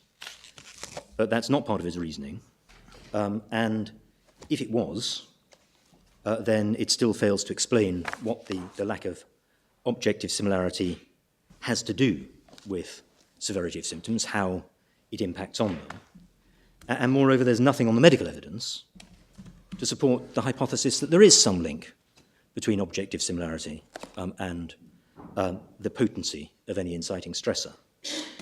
And in particular, the reviewing officer wasn't entitled to draw support for that from the reports of Dr. Sharma, and I've dealt with that, and I perhaps don't need to repeat myself about it. But the point is that the reviewing officer simply couldn't understand Dr. Sharma's letter as meaning that only an objectively reminiscent property would have a detrimental effect on the appellant, because that's simply incoherent as a reading of his letter when you recognise that he's talking about the property she actually did visit. And in any event, if that is what she meant, Dr. Sharma, then it was clearly falsified by the fact that a panic attack had eventuated from visiting this very property. So there was no encouragement on any of the medical evidence to support the hypothesis, if there was one, that because there was a lack of objective similarity here, there wouldn't in fact be a serious impact. And if the reviewing officer wanted to, or was minded to pursue that line of inquiry, then one would have expected him to, first of all, said so in his letter, but on the state of the evidence, he simply couldn't reach that conclusion without pursuing some further inquiry, either of Dr. Sharma, well, particularly of Dr. Sharma. And that links to our point about the PSED, which I can take very briefly. We make 2 points about the PSED. Firstly, that it applies, and this is common ground, to a decision as to whether or not accommodation is suitable, and that's accepted and has recently been confirmed by the Court of Appeal in Hackney and Hack. And secondly, the duty requires the reviewer to focus very sharply on the extent of the individual's disability and the likely effect of it. That comes from my Lord Newberger's discussion of the point in Kanu, and has recently been recast for the suitability context in Hack. I won't take up time taking my lords to the passage there, but the Lord Justice Briggs there sets out the way in which You quoted it in your written case. we haven't quoted the Hack part because Hack, I think, came after our written case. But something else from Lord Justice Briggs on the but yes, we've quoted Kanu, but not Hack. You have. Yes, but not. Well, perhaps I ought to take you to Hack because they quote a different part. So it's tab 22, which is volume 1. But I understand it's really the same point addressing. It is. But in Kanu, my lord set out guidance as to the points that a reviewing officer. So which paragraph do we look at? It's page 746, Right. where there's reference to my lord's judgment in Kanu. Yeah. And then I could perhaps take that as read. And then if we go to Hang on a second. Where are we on now? 746 of. yes, it's tab Last 20. tab of bundle 1. Yes, tab They requested from me, where do we come to Lord Justice Briggs, what Lord Justice Briggs says? It's then it's paragraph 43. Thank you. Page 749. And what he does is recast the guidance that my lord gave in Kanu in a suitability context. Yes. So what are we looking focus at? on are the points set out in 43, in particular 2, specific aspects of his impairment to the extent relevant to the suitability of the room, focus on the consequences of his impairments, focus on his particular needs, and then I don't perhaps need to deal with 5 and 6. And then, skipping the first sentence of 44, the PSED required him to apply a sharp focus to the particular aspects of Mr. Hack's disabilities and to ask himself with rigour and with an open mind whether the particular disadvantages and needs arising from them were such that room 315 was suitable. And there's nothing like that here. The review. Why does it have to be so complicated? I mean, the question posed by the Act is not as complicated as this. Well, To ask whether the accommodation is suitable and whether it's reasonable for this applicant to have refused it. Well, that's so. If one simply looks at the 96 Act, the 1996 Act, this is the duty as augmented, if I can put it that way, by the public sector equality duty in Section 149 of the Equality Act. And so, what's being addressed here is not so much the demands of Section 193 and 206, but the demands of the duty of due regard. And you say this changes materially the nature of the inquiry. My Lord, yes, and it was something that was discussed in the Kanu case, which is referred to in paragraph 35 of this judgment, 746, which is what's sufficient for our purposes here is the idea of sharp focus. Sharp There's focus. nothing in the Act about sharp focus. Well, there is in the... Obviously, you've got to look at it carefully. You've got to make a balanced judgment. You've got to take into account material and reach an intelligible conclusion. But why does it all have to be so complicated? Well, my Lord, authorities telling you what's already in the statute and what's obvious. Well, my Lord, this part of my submission focuses on a different aspect, which is the impact of the Equality Act. I understand you say that. I don't understand what it adds to the in material terms of what the housing officer is supposed to be doing. Well, what it adds, it can perhaps be illustrated by the way in which Lord Justice McComb put it. Because we say that in this case, all you've got is the reviewing officer being aware of the appellant's disabilities, but doesn't ask the key questions about what's going to happen to her. He shows a general awareness of the PSCD in the second page of the decision, the passage that my Lord Reid referred to. He expresses a general conclusion in 45, but none of that, we say, is sufficient to amount to the kind of sharp focus contemplated in Kanu or Hack. And when one comes to see the way that Lord Justice McComb deals with it, who's the only member of the Court of Appeal who deals with the point, he says at the end of his judgment that the reviewing officer considered the important question of the likely effect. That's paragraph 41. Now, ordinarily... Where are we now? It's paragraph 41. On page? I'm sorry, page 242 of the core volume.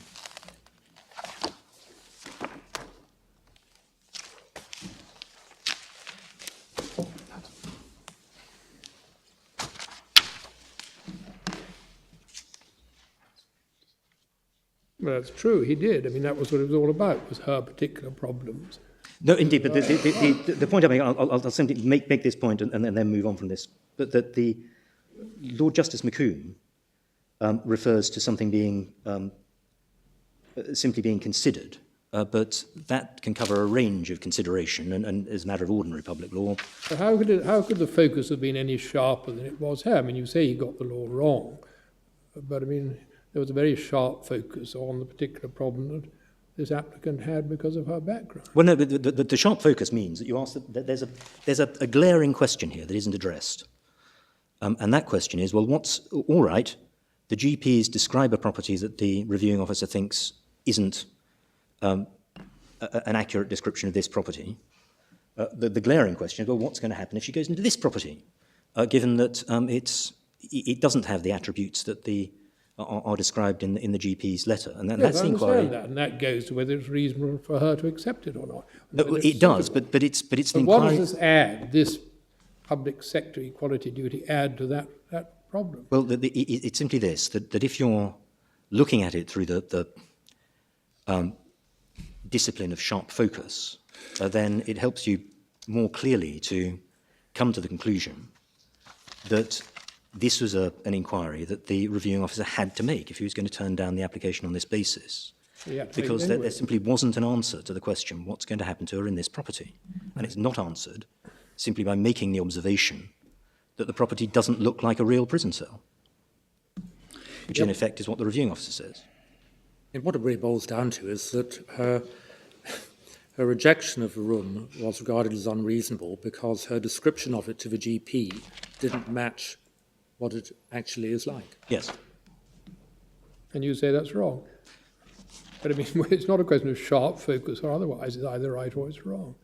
Well, it's... Anyway, never mind. Yes, The reason I'm putting this to you is that, I mean, there's a sort of attack on Pulhofer, and certainly it wasn't a case that caused we liked very much at the time. But the history of this legislation has been the original act, which had a fairly beneficial, straightforward objective of housing the homeless, then an enormous growth of case law. And it was really the House of Lords in Pulhofer said, look, we've got to stop this. We really must leave these things to the local decision. Yes. And then one of the ways of getting away from that was to get rid of judicial review, thrust it back to the county court, hopefully enabling these things to be dealt with in a much less technical way. And now we seem to have got back to where we were, with again an enormous growth of cases. We're actually dealing with what is a fairly simple and straightforward question, which either right or wrong, but it doesn't need all this surplusage of guidance from the higher courts. Well, Lord, certainly the Act involves questions of judgment that will ordinarily simply be just that, questions of fact and judgment, and ordinarily county courts are perfectly able to recognise on which side of the divide a case falls. The observations my Lord makes about Pulhofer, but what Lord Brighton was concerned about was the grant of leave. In fact, his passage is directed towards leave. And Parliament, rather than deciding to, as it were, cut down on the leave requirement, decided to do away with the leave requirement. And so must have contemplated that cases would have come through to the county court in greater volume. And it can't, in doing so, have intended to cut down the level of scrutiny. But I'm rather anticipating submissions that we make in our anxious scrutiny section of our case. Well, anyway, I've made my point, and I... Yes. So, Lord, that's what I have to say about the reviewing officer's decision. We've developed submissions about the Court of Appeal's approach, but of course, as what matters on an appeal of this kind is really the reviewing officer's decision rather than the Court of Appeal, it's perhaps not necessary to focus on that too closely. I'd simply draw out these points, that the majority considered they were applying Holmes-Morehouse, but that is, we say, a misapplication of the guidance in that case because it's expressly not intended to save misguided reasoning, but it's principally directed to immaterial error. And of course, in Holmes-Morehouse, the error was an immaterial one. It was simply an incidental mistake of law. Whereas here, the error goes to the heart of the decision. But the further point, and it's an important point here, is that Holmes-Morehouse doesn't permit an erroneous decision, if there is one, to be rescued, if I can put it that way, by pointing to facts not relied on by the decision maker that could have justified the decision if they'd been addressed. And we set out various reasons as to why that's wrong in principle, in our case at paragraphs 59 to 64. And I just want to concentrate on one of them, which is of particular pertinence here, which is that it's wrong in principle because it blurs the distinction between the court and the statutory decision maker, whose duty it is to give adequate reasons in the first place. Because if the Court of Appeal or a court on appeal is able to say, well, these reasons are bad, but nonetheless there are these reasons that could have been deployed but weren't, and we're going to rely on those, then in effect what you've got is the court making the decision, but only in one direction. And it's also unreliable because one doesn't know what the reviewing officer would have made of those facts if they'd been put to them. And it's particularly pertinent here because the Court of Appeal's reasons, we suggest, don't simply supplement those given by the reviewing officer, but are in effect in substitution for them. Because what the Court of Appeal conspicuously doesn't do in this case, and what you don't find in the reasoning of Lord Justice McComb or Lord Justice Moore-Bigg, is the kind of pattern of reasoning that we've tried to divine from the reviewing officer's letter. The best that that we've managed to arrive at is that the reviewing officer works or may have worked from the basis that effects which are the result of non-objectively similar stressors are in some way different from effects caused by objectively similar stressors. And that's the thrust of the reasoning at 41 through to 45. Court of Appeal don't do that at all. They don't rely on that as part of their reasoning at all. What they instead do is say, well, there are other things that the reviewing officer could have relied on that might have led him to the conclusion that actually the consequences weren't going to be that significant. And it's for that reason they refer to the fact that she didn't apparently report the panic attack to her GP. She doesn't say anything about the severity of her panic attack. Can you just tell us where these mistakes are? Yes, well, they're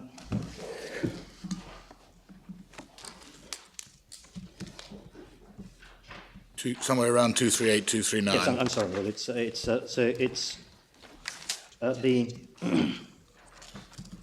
paragraph in the judgment of Lord Justice McComb,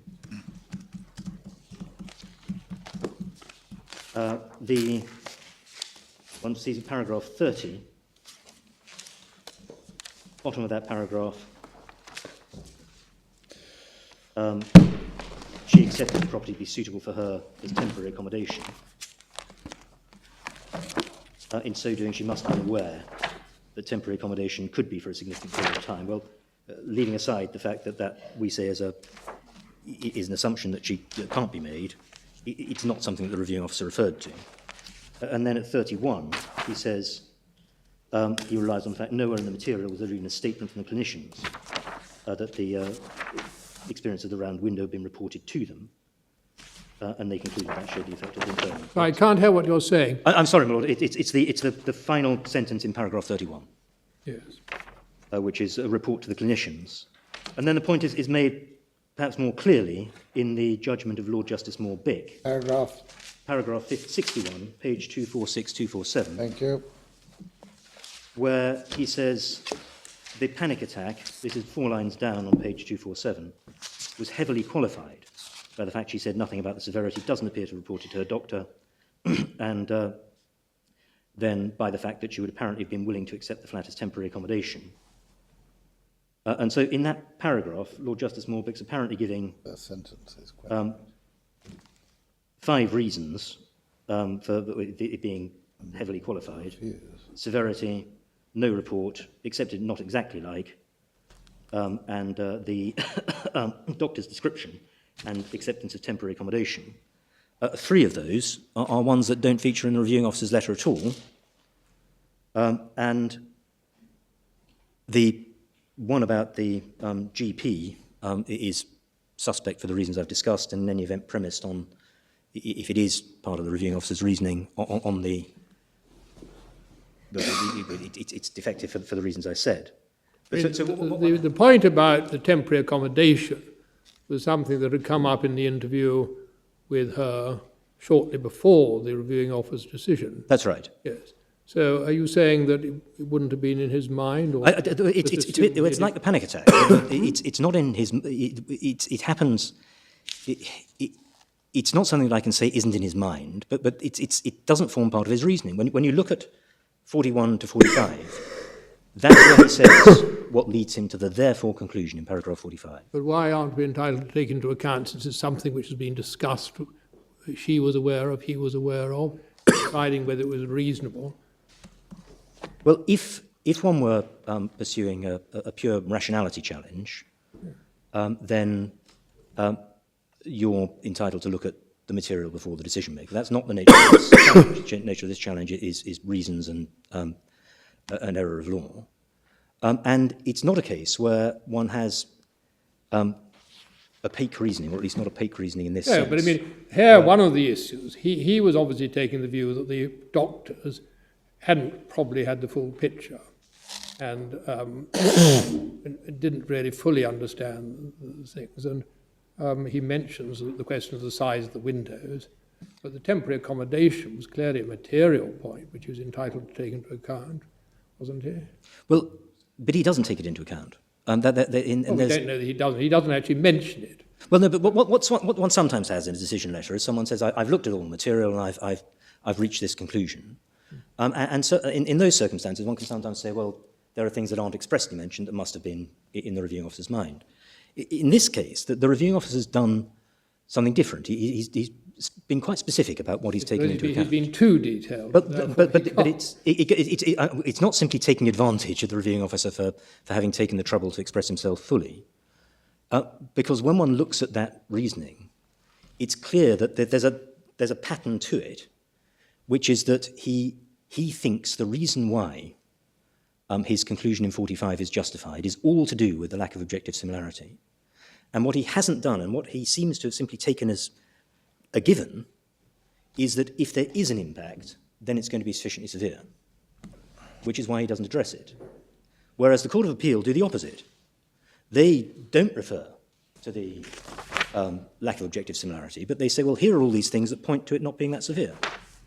And one can perhaps test it in this way by going back to Ermakov. What if the reviewing officer had said, by putting in a further statement on the appeal, saying, well, forget about what I've said in 41 to 45, my actual reasons are these, then of course they wouldn't have been admitted, because they're a different set of reasons. And that's what's happened in this case, we suggest, on the decision of the Court of Appeal.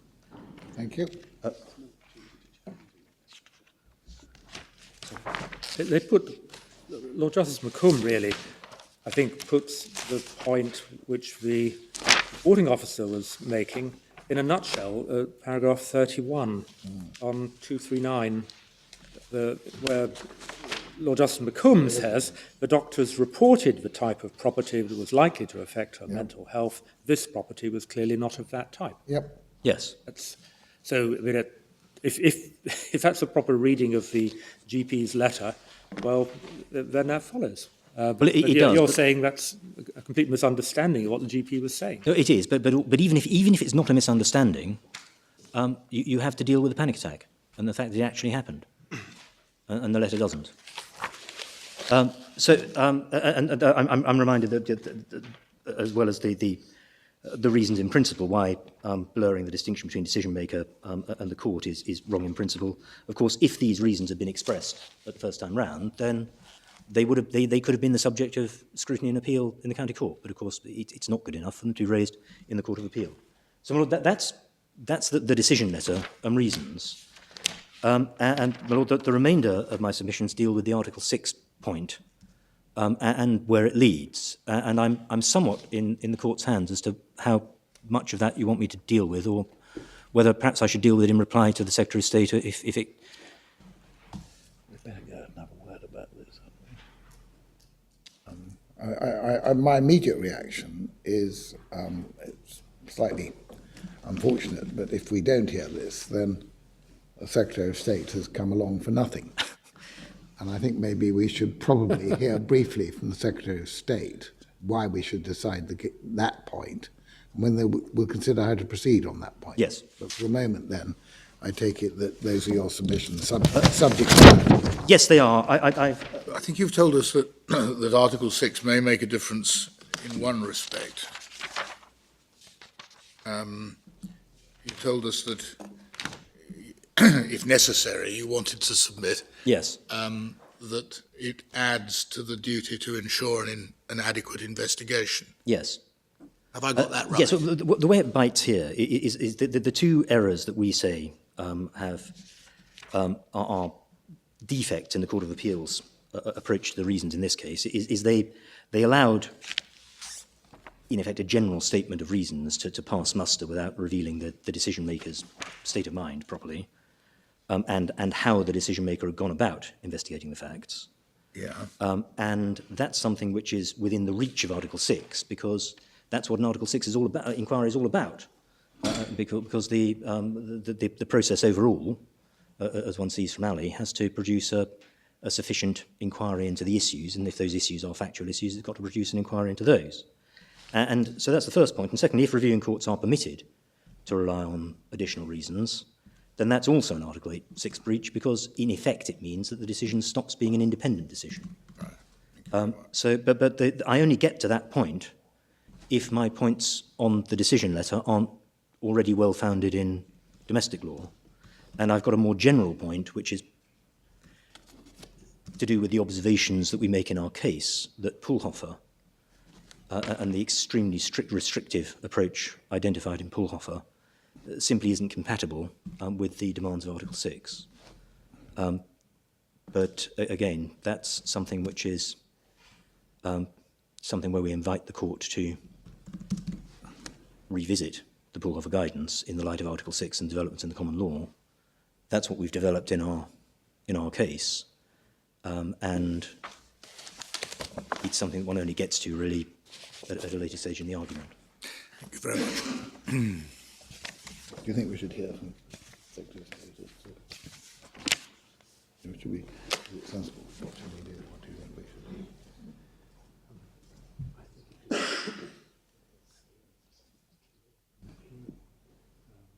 Should we go? discuss it. Yeah, briefly to say if he has anything to say before we. I think, Mr. Sheldon, if you have anything you want to say about what you say we should do before we go out and consider what we should do, then you should have the opportunity to say something. You'd rather wait to hear all we've got to say, that's fine. But I think it's slightly unfair on you simply for us to go out and decide what we think we should do without giving you an opportunity to give us a steer before we give you a steer. Well, my Lord, we're obviously here, the Secretary of State is here because of the order of the court granting permission. And Right. The Secretary of State regards the question of whether or not your decision in Ali is the right one, or whether the Strasbourg decision is the right one, is a very important matter. You say it's very important, but the irony is that Strasbourg came to a different conclusion but on Article 6, but nonetheless effectively the same conclusion on the facts. Well, they did on the facts, but you've just heard from my learned friend, Mr. Westgate, as to what will happen if the door is opened. What he says will What he says will happen. And one of the concerns of the Secretary of State is the resources that will have to be deployed to deal with each and every one of these attacks on the homelessness legislation, something we would wish to avoid. If your case, A, that we shouldn't say Article 6 applies, but B, if we do say it, it shouldn't make any, we should also say it shouldn't make any difference. That certainly would be our case. That's really the two prongs. That would be the two prongs. I mean, I'm not really here to deal with the substance of Article 6. That's something which Mr. Baker will be dealing with. I'm here merely dealing with the applicability. Because I say You're dealing with the first point, Mr. I'm Baker's dealing with the first second. one. He's dealing with the second point. Okay, very well. We'll rise briefly and consider where we've got to. Thank you. Court adjourned. We'll be back very shortly.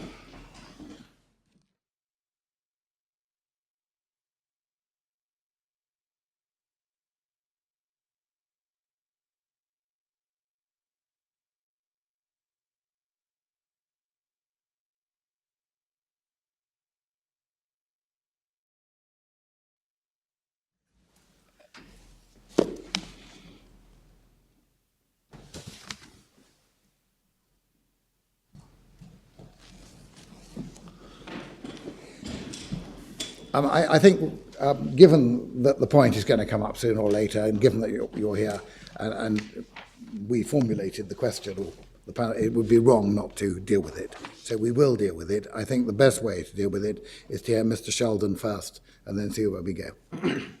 So, Mr. Sheldon, if you deal with your point, and then probably more sensible to hear Mr. Baker, and then Mr. Westgate can deal with it and reply.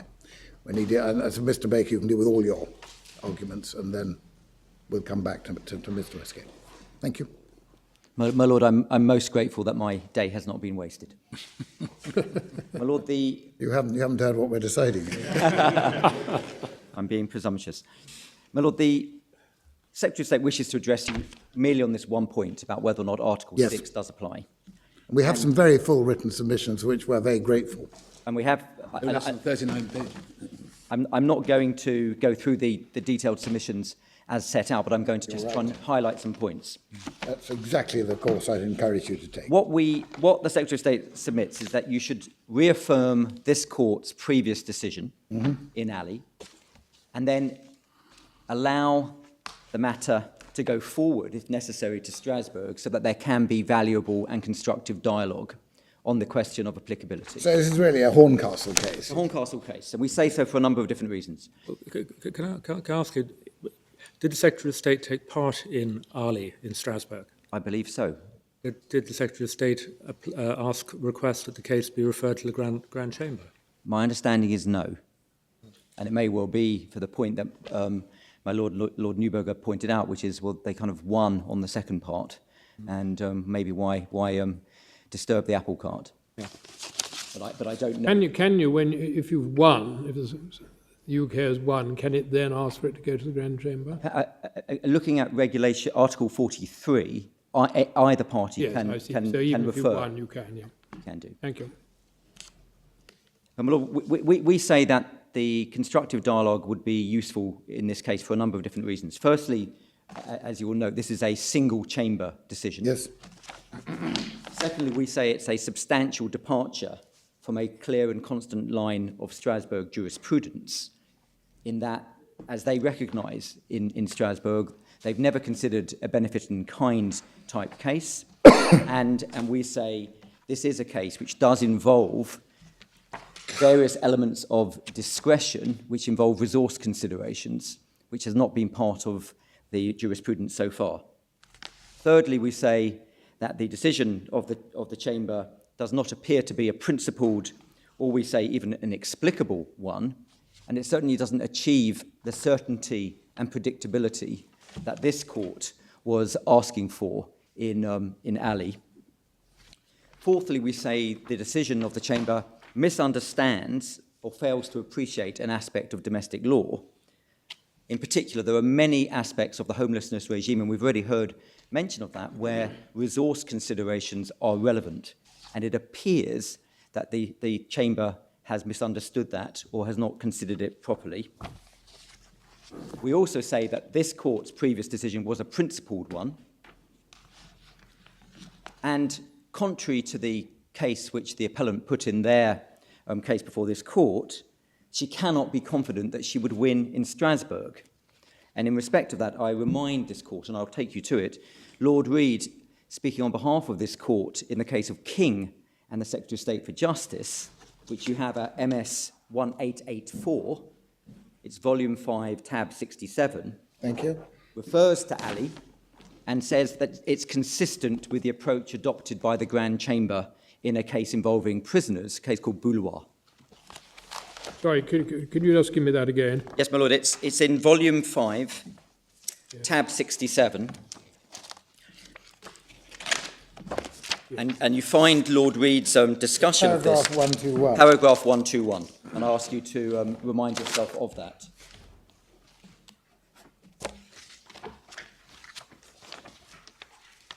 Yeah. The last sentence,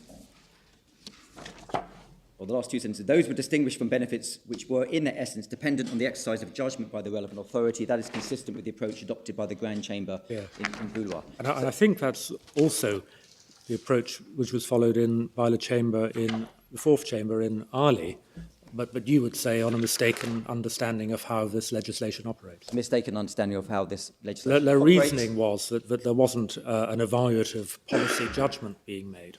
Yes. Well, they certainly recognise that there was an evaluative judgment being made, but they don't appear to recognise that that can and does at various points, different staging points, involve resource considerations. Yeah. And it's accepted by the appellant that resource considerations are relevant. Yeah. Because, I've just looked at this, but I think, if I'm right in thinking, the sort of contrary line in Strasbourg in a number of cases of Judge Torkins had been dissented from by Judge Raimondi in those cases. And then he, I think, was in the Grand Chamber case, and we find him presiding, of course, as president of the entire court in Ali. So I doubt whether they'll have thought of themselves as doing anything out of the way in Ali.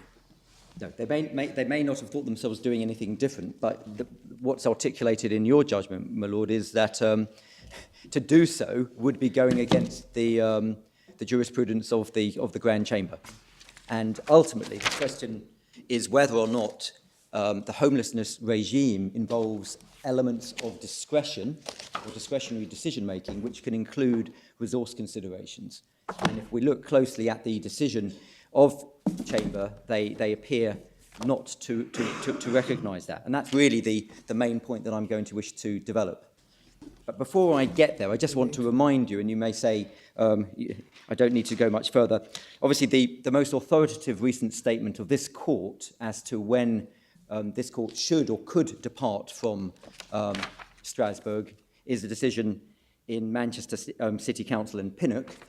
And you quote all the relevant passages. They're all quoted, so I'm going to move. I wouldn't worry about that. I will move on from that. Yeah. Obviously, in an appropriate case, you will decide that you'll stick with your previous decision rather than... Yeah, this is although now the president of the court is presiding, it was a decision of a single division and one decision. Yeah, we have that. But if I can start then by asking you to look at the decision in Ali in this court, and I just want to take you through some of the propositions there which I think are relevant. You find that at Volume 1, Tab 16, MS 591. Tab 16, 591. Yeah.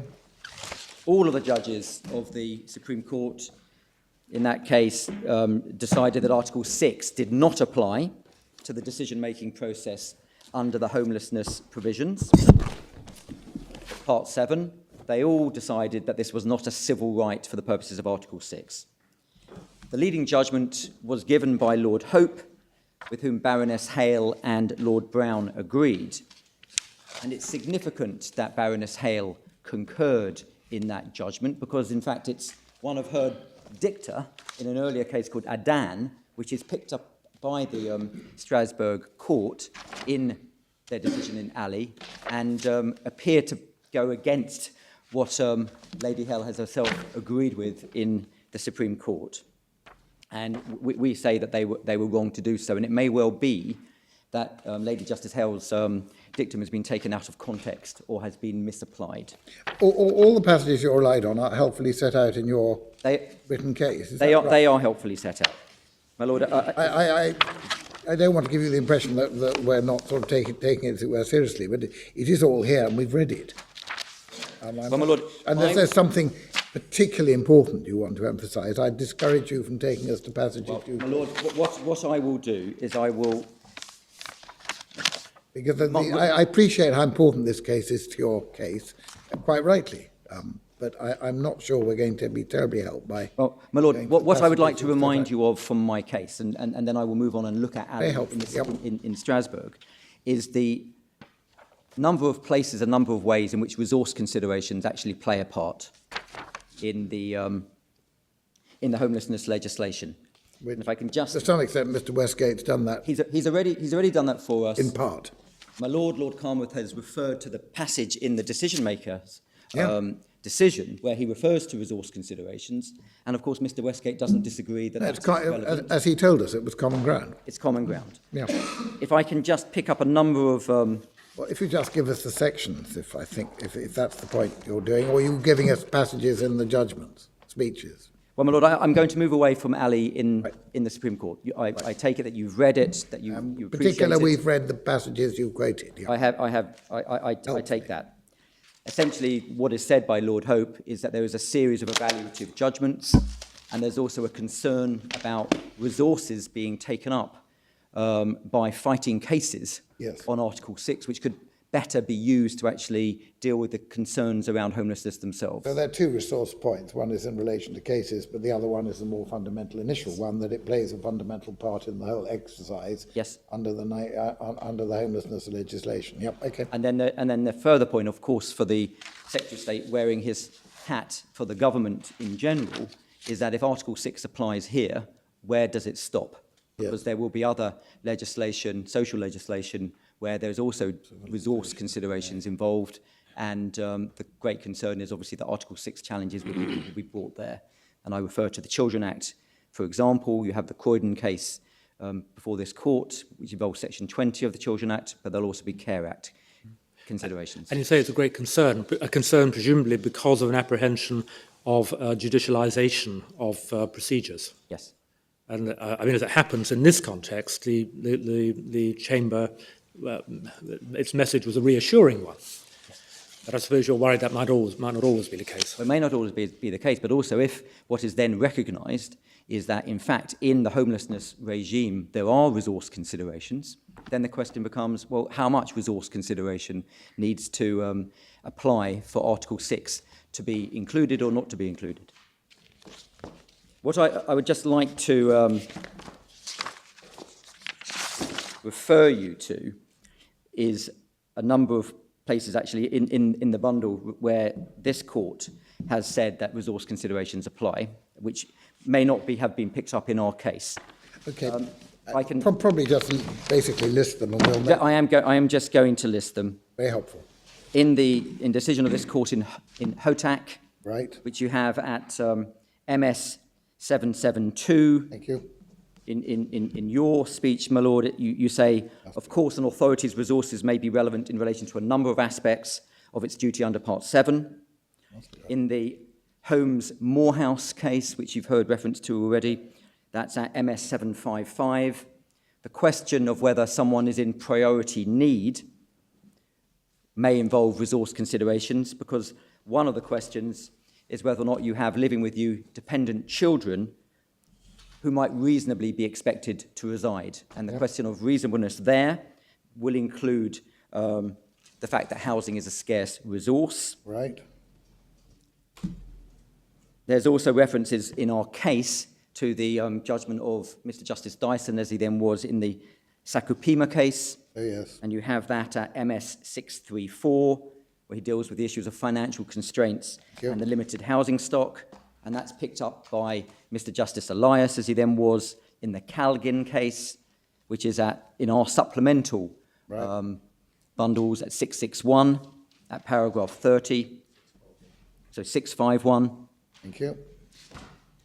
And again, the matter's picked up in the Zola Meso case in this court, which you have in the judgment of Lady Hale, which is in our supplemental bundle, MS 925, paragraph 29. Yep. And there's a further reference. I think a case has been handed up to you earlier today, a case called Aways. Yes. And Birmingham City Council. Yes. And between paragraphs 49 and 51, again, there are references to resource considerations. I won't take you to that, but you should have a ways. I'm not sure we have we've got Salesi and Ali. Oh yes, it is a way. It's called it's Ali. Ali. It's a way. It's another Ali, but it's a way of distinguishing One of these between helpful, the cases. helpful retitling. Yep. Thank you. Yes, and that's paragraph. Well, between 49 and 51, my lord, but in particular paragraph 50. Thank you. And then I just remind you that in footnote 11 in the appellant's case, yes, they refer to reasonableness and resource considerations. Right. So that merely sets the background to the fact that the homelessness regime is, I say, littered with not just evaluative judgments, questions of judgment to be made, but also there are a number of different places where resource considerations come in. They come into whether or not there's eligibility in the first place, and they come into whether or not it's lawful to discharge the responsibility in a particular way. They also come into the question of there are different choices that a local housing authority can make as to what is suitable, and also whether they will deal with the matter through their own housing stock or elsewhere, and that will also involve questions of resources. So against that background, I ask you to pick up the decision of the Chamber in Ali, which you have at tab 17, MS 622. And the essence of the decision is between paragraphs 58 to 60. Which page did you say it was? I'm sorry. My lord, this is MS page 637. Thank you. So 637 and 638 is the core of the reasoning of the Chamber. Thank you.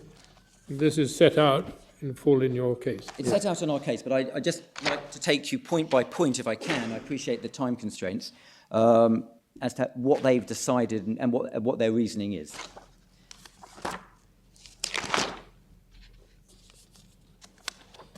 So if I pick up the matter at paragraph 58. Yes. It's now well established that disputes over entitlement to social security or welfare benefits generally fall within the scope of Article 6. The court has even recognised... Are you going to read all this? Because if you read it, we better all read it to ourselves. Well, my lord, I just want to... my submissions work better, I think, if I read out to you. Carry on. Sorry. However, so they set out the background and they refer to other cases. However, the present case differs from previous cases concerning welfare assistance, as the assistance to be provided under Section 193 not only was conditional, but could not be precisely defined. It concerns, as the government noted, a benefit in kind. And a court must therefore consider whether a statutory entitlement to such a benefit may be a civil right for the purposes of Article 6.1. So they are recognising that this is the first time they've had to consider a matter of that sort, which is why I say they are departing from a clear and constant line. In a sense, they are ploughing a new furrow.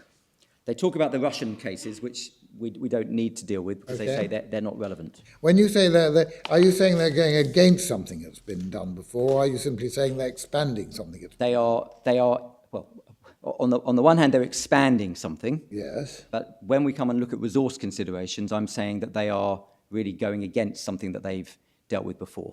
So on this point, they're merely expanding. Here they're expanding, Okay, but they are thank departing from a clear and constant. In a sense, I say departing from because they've never decided it before. Yes, I see. Okay.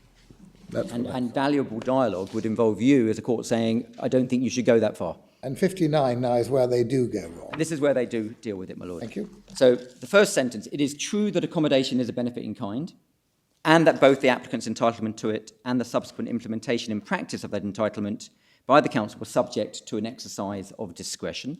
So they recognise those points. Nonetheless, the court is not persuaded that all or any of these factors necessarily militate against recognition of such an entitlement as a civil right. And they go on to say, they give an example of the Jula Sgragen case against Switzerland. Yes. But that is a case, my lords, which is entirely different because it's a case where there was an evaluative judgment as to whether or not someone was had a particular degree of incapacitation, but there was no resource, and therefore they were then entitled to a particular amount. But that amount was depended on a mathematical formula. There was no discretion involved. So the evaluative judgment was merely, are you incapacitated by a particular amount or not?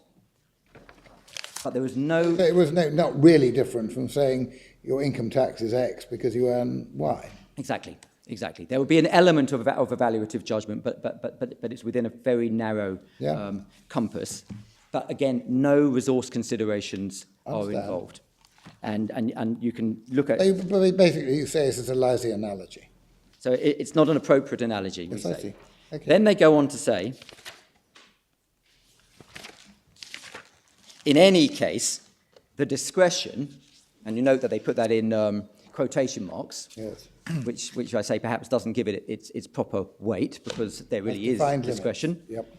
In the present case, had clearly defined limits. Once the initial qualifying conditions under Section 193 had been met, pursuant to Section 206, and you've been taken to these by my learned friend, the council was required to secure that accommodation was provided in a number of different ways. Well, that's true, isn't it? That is true, but it doesn't refer to all the other elements of discretion that are involved and the other areas in which resource considerations come in. Yes, in fact, when one reads the narration of the government's submissions in paragraph 47, there isn't actually, I don't think there's any reference there to the sort of resource considerations that you've been highlighting. Yes, and I see that from the speech itself. Yeah. And you say they come in, those resource considerations, in arriving at the duty They come or in in discharging it? They come in in arriving at the duty. Do they? Of course, not in every single case, but it will apply, for instance, where one is looking at, are you in accommodation which it is reasonably expected for you to continue to occupy? That will involve a resource consideration. Yes, I see. Is there accommodation where other members of your family would reasonably expected to live with you?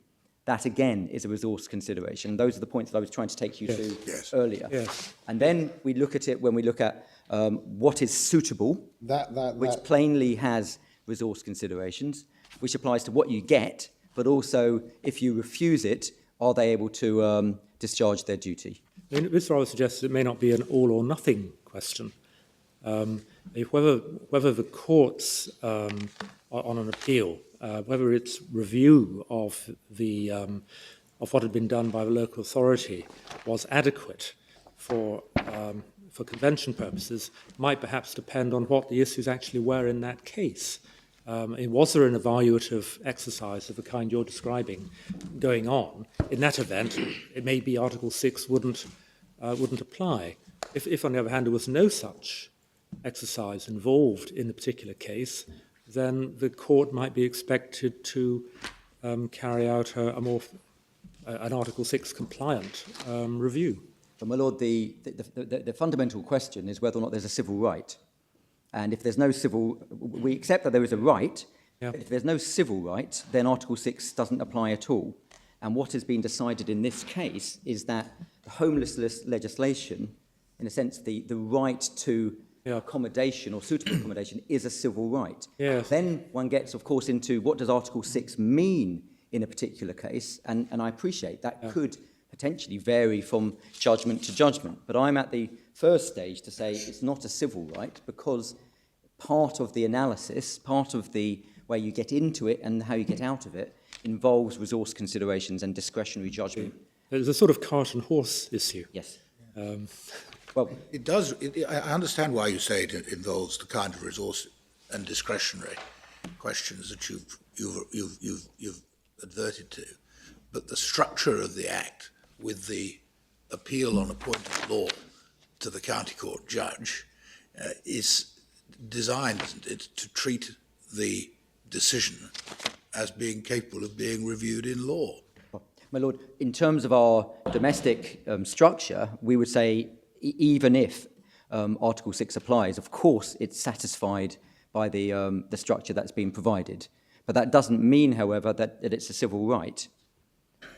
It doesn't mean that it's a civil right, because the concern we have, Does of it course, is well, once there is a civil right, then all the arguments that my learned friend adverts to can then be run on different cases. So it's a floodgates problem. It's a floodgates problem in respect of homelessness, and then of course it's once the boundary walls are breached, it's what happens next to other pieces of legislation. So how would we describe the right generically then? If it's not a civil right, what is it? It's a public law right. I mean, it's accepted in the cases, as it was in the Croydon case by this court, when one deals with Section 20 of the Children Act, which is providing accommodation to a child in need. It's accepted by this court that is a right, but then Lady Hill goes on to say, but it's not a civil right. Yeah. And that was the same thing in Ali in this court. Lord Hope says, and all the judges accept, there is a right to accommodation, but because of the evaluative nature of the various judgments involved in getting in and getting out of that right, it's not a civil right. Yes. And that's, if one goes back to Runa Begum and Lord Hoffman, who basically says, well, for a common lawyer, all of these rights we would think are civil rights. But actually that's not the way in which the Strasbourg jurisprudence has developed. It started out as private law rights, then analogues to private law rights and so on. So you have to step back from what you think of as, well, of course that's a civil right, to is it a Strasbourg civil right? But it's only relevant if Article 6 imposes some obligation on, in this case, the county court judge, which isn't there without it. Yes, or imposes an obligation on the local authority to have an independent tribunal, as you have in a number of places. Yes, I see. But moving on to the... Lord Reid make the point that the submissions of the Secretary of State don't seem to have focused on the resources issue, but nor do the extracts from the Supreme Court in Ali. I mean, I don't think it was a major part of the Supreme Court's reasoning in Ali, was it? Well, they refer repeatedly to evaluative judgments. Yes. And I think although they don't explicitly refer to resource considerations, it's certainly implicit in the kinds of judgments that they're referring to. Not every part of the process involves resource considerations. I don't go that far. Some of them are simple questions of, did I receive a letter? Did they have good cause not to send the letter, and so forth? But some of the parts do involve, and central parts. They're not just simply marginal parts. And which is the high point of your case as far as the Strasbourg Authority is saying that evaluative judgments tend against it being an Article 6, right? Well, my Lord, that's the case referred to by Lord Reid. It's the Bouloir case. Bouloir case.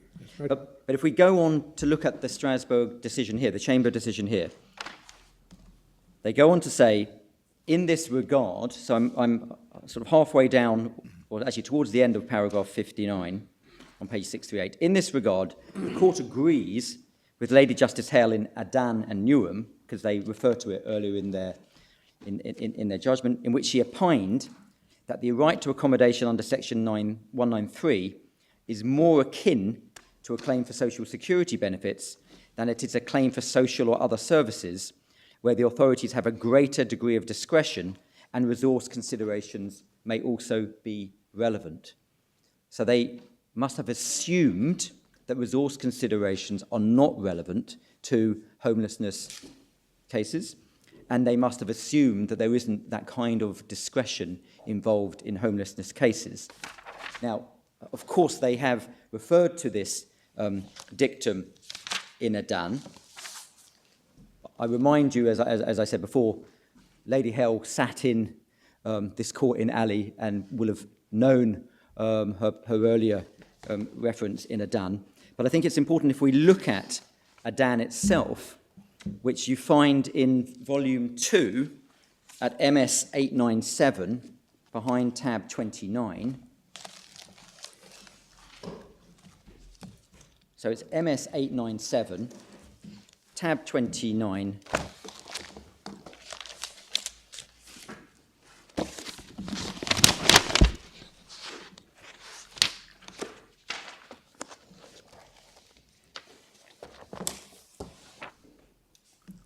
The question in the case was whether or not someone was habitually resident in England. And if so, did that mean they were eligible or weren't eligible for accommodation under the homelessness legislation? The case did not involve any question of evaluative judgment or resource consideration, and so the matter just didn't play a part in the discussion before the court. That may well be the explanation for why Lady Justice Hale said what she did. But if we pick it up in her judgment, it starts at page 913.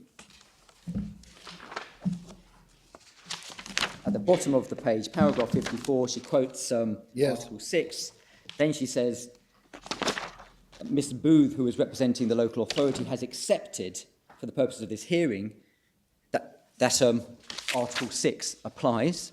So there's actually no argument as to whether or not Article 6 applies or not.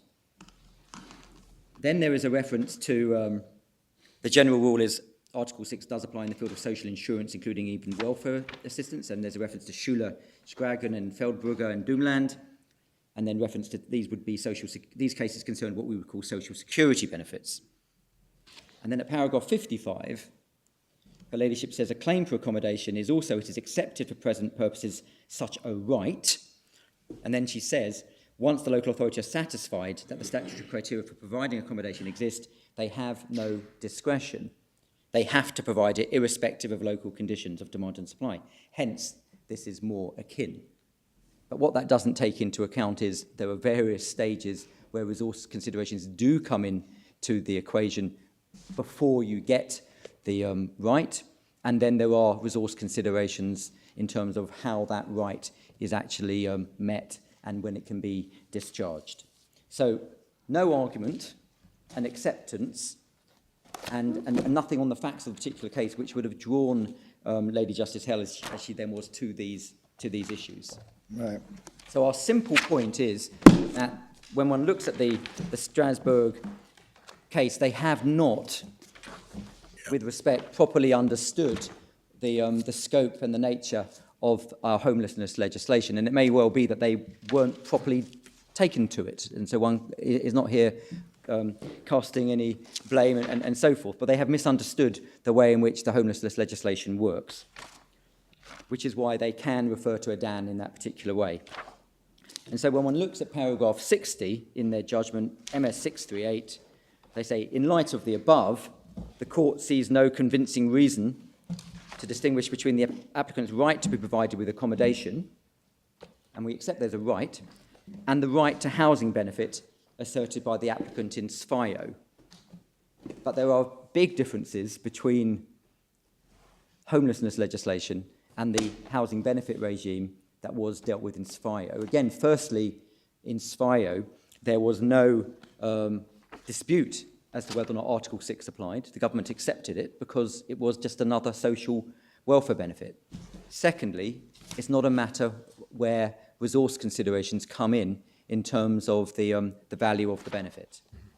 So, my lords, for those reasons, we say this is an appropriate case for this court to say that the Strasbourg court's decision should obviously be taken into account, but should not be followed, that the analysis of this court in the earlier version of Ali was right, and that it wouldn't be appropriate to extend Article 6 in your understanding of the way in which the civil right jurisprudence has developed into an area where there is so much discretionary judgment and so much resource consideration involved.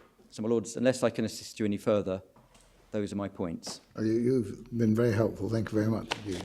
I just wonder, just before you, Right. as it were, sit down and hand over to somebody else, it is implicit in your approach, and it may well be right, but I'm just raising the question.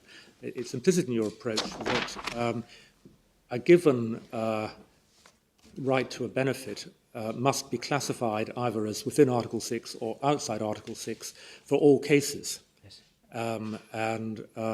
I would just want myself to be confident that that is the correct approach, and it isn't possible, for example, that Mr. Ali's application or Mr. Aiden's application might fall within Article 6, but that another application which did involve a greater exercise of discretion might not.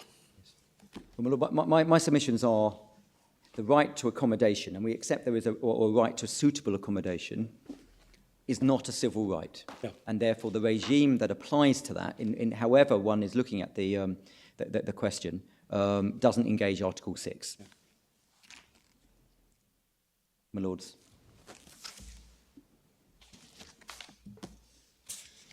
Thank you very much indeed.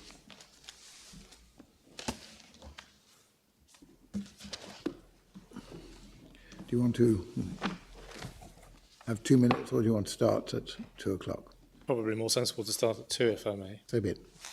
Well, we'll resume again at 2 o'clock. So it's now adjourned. Thank you very much indeed.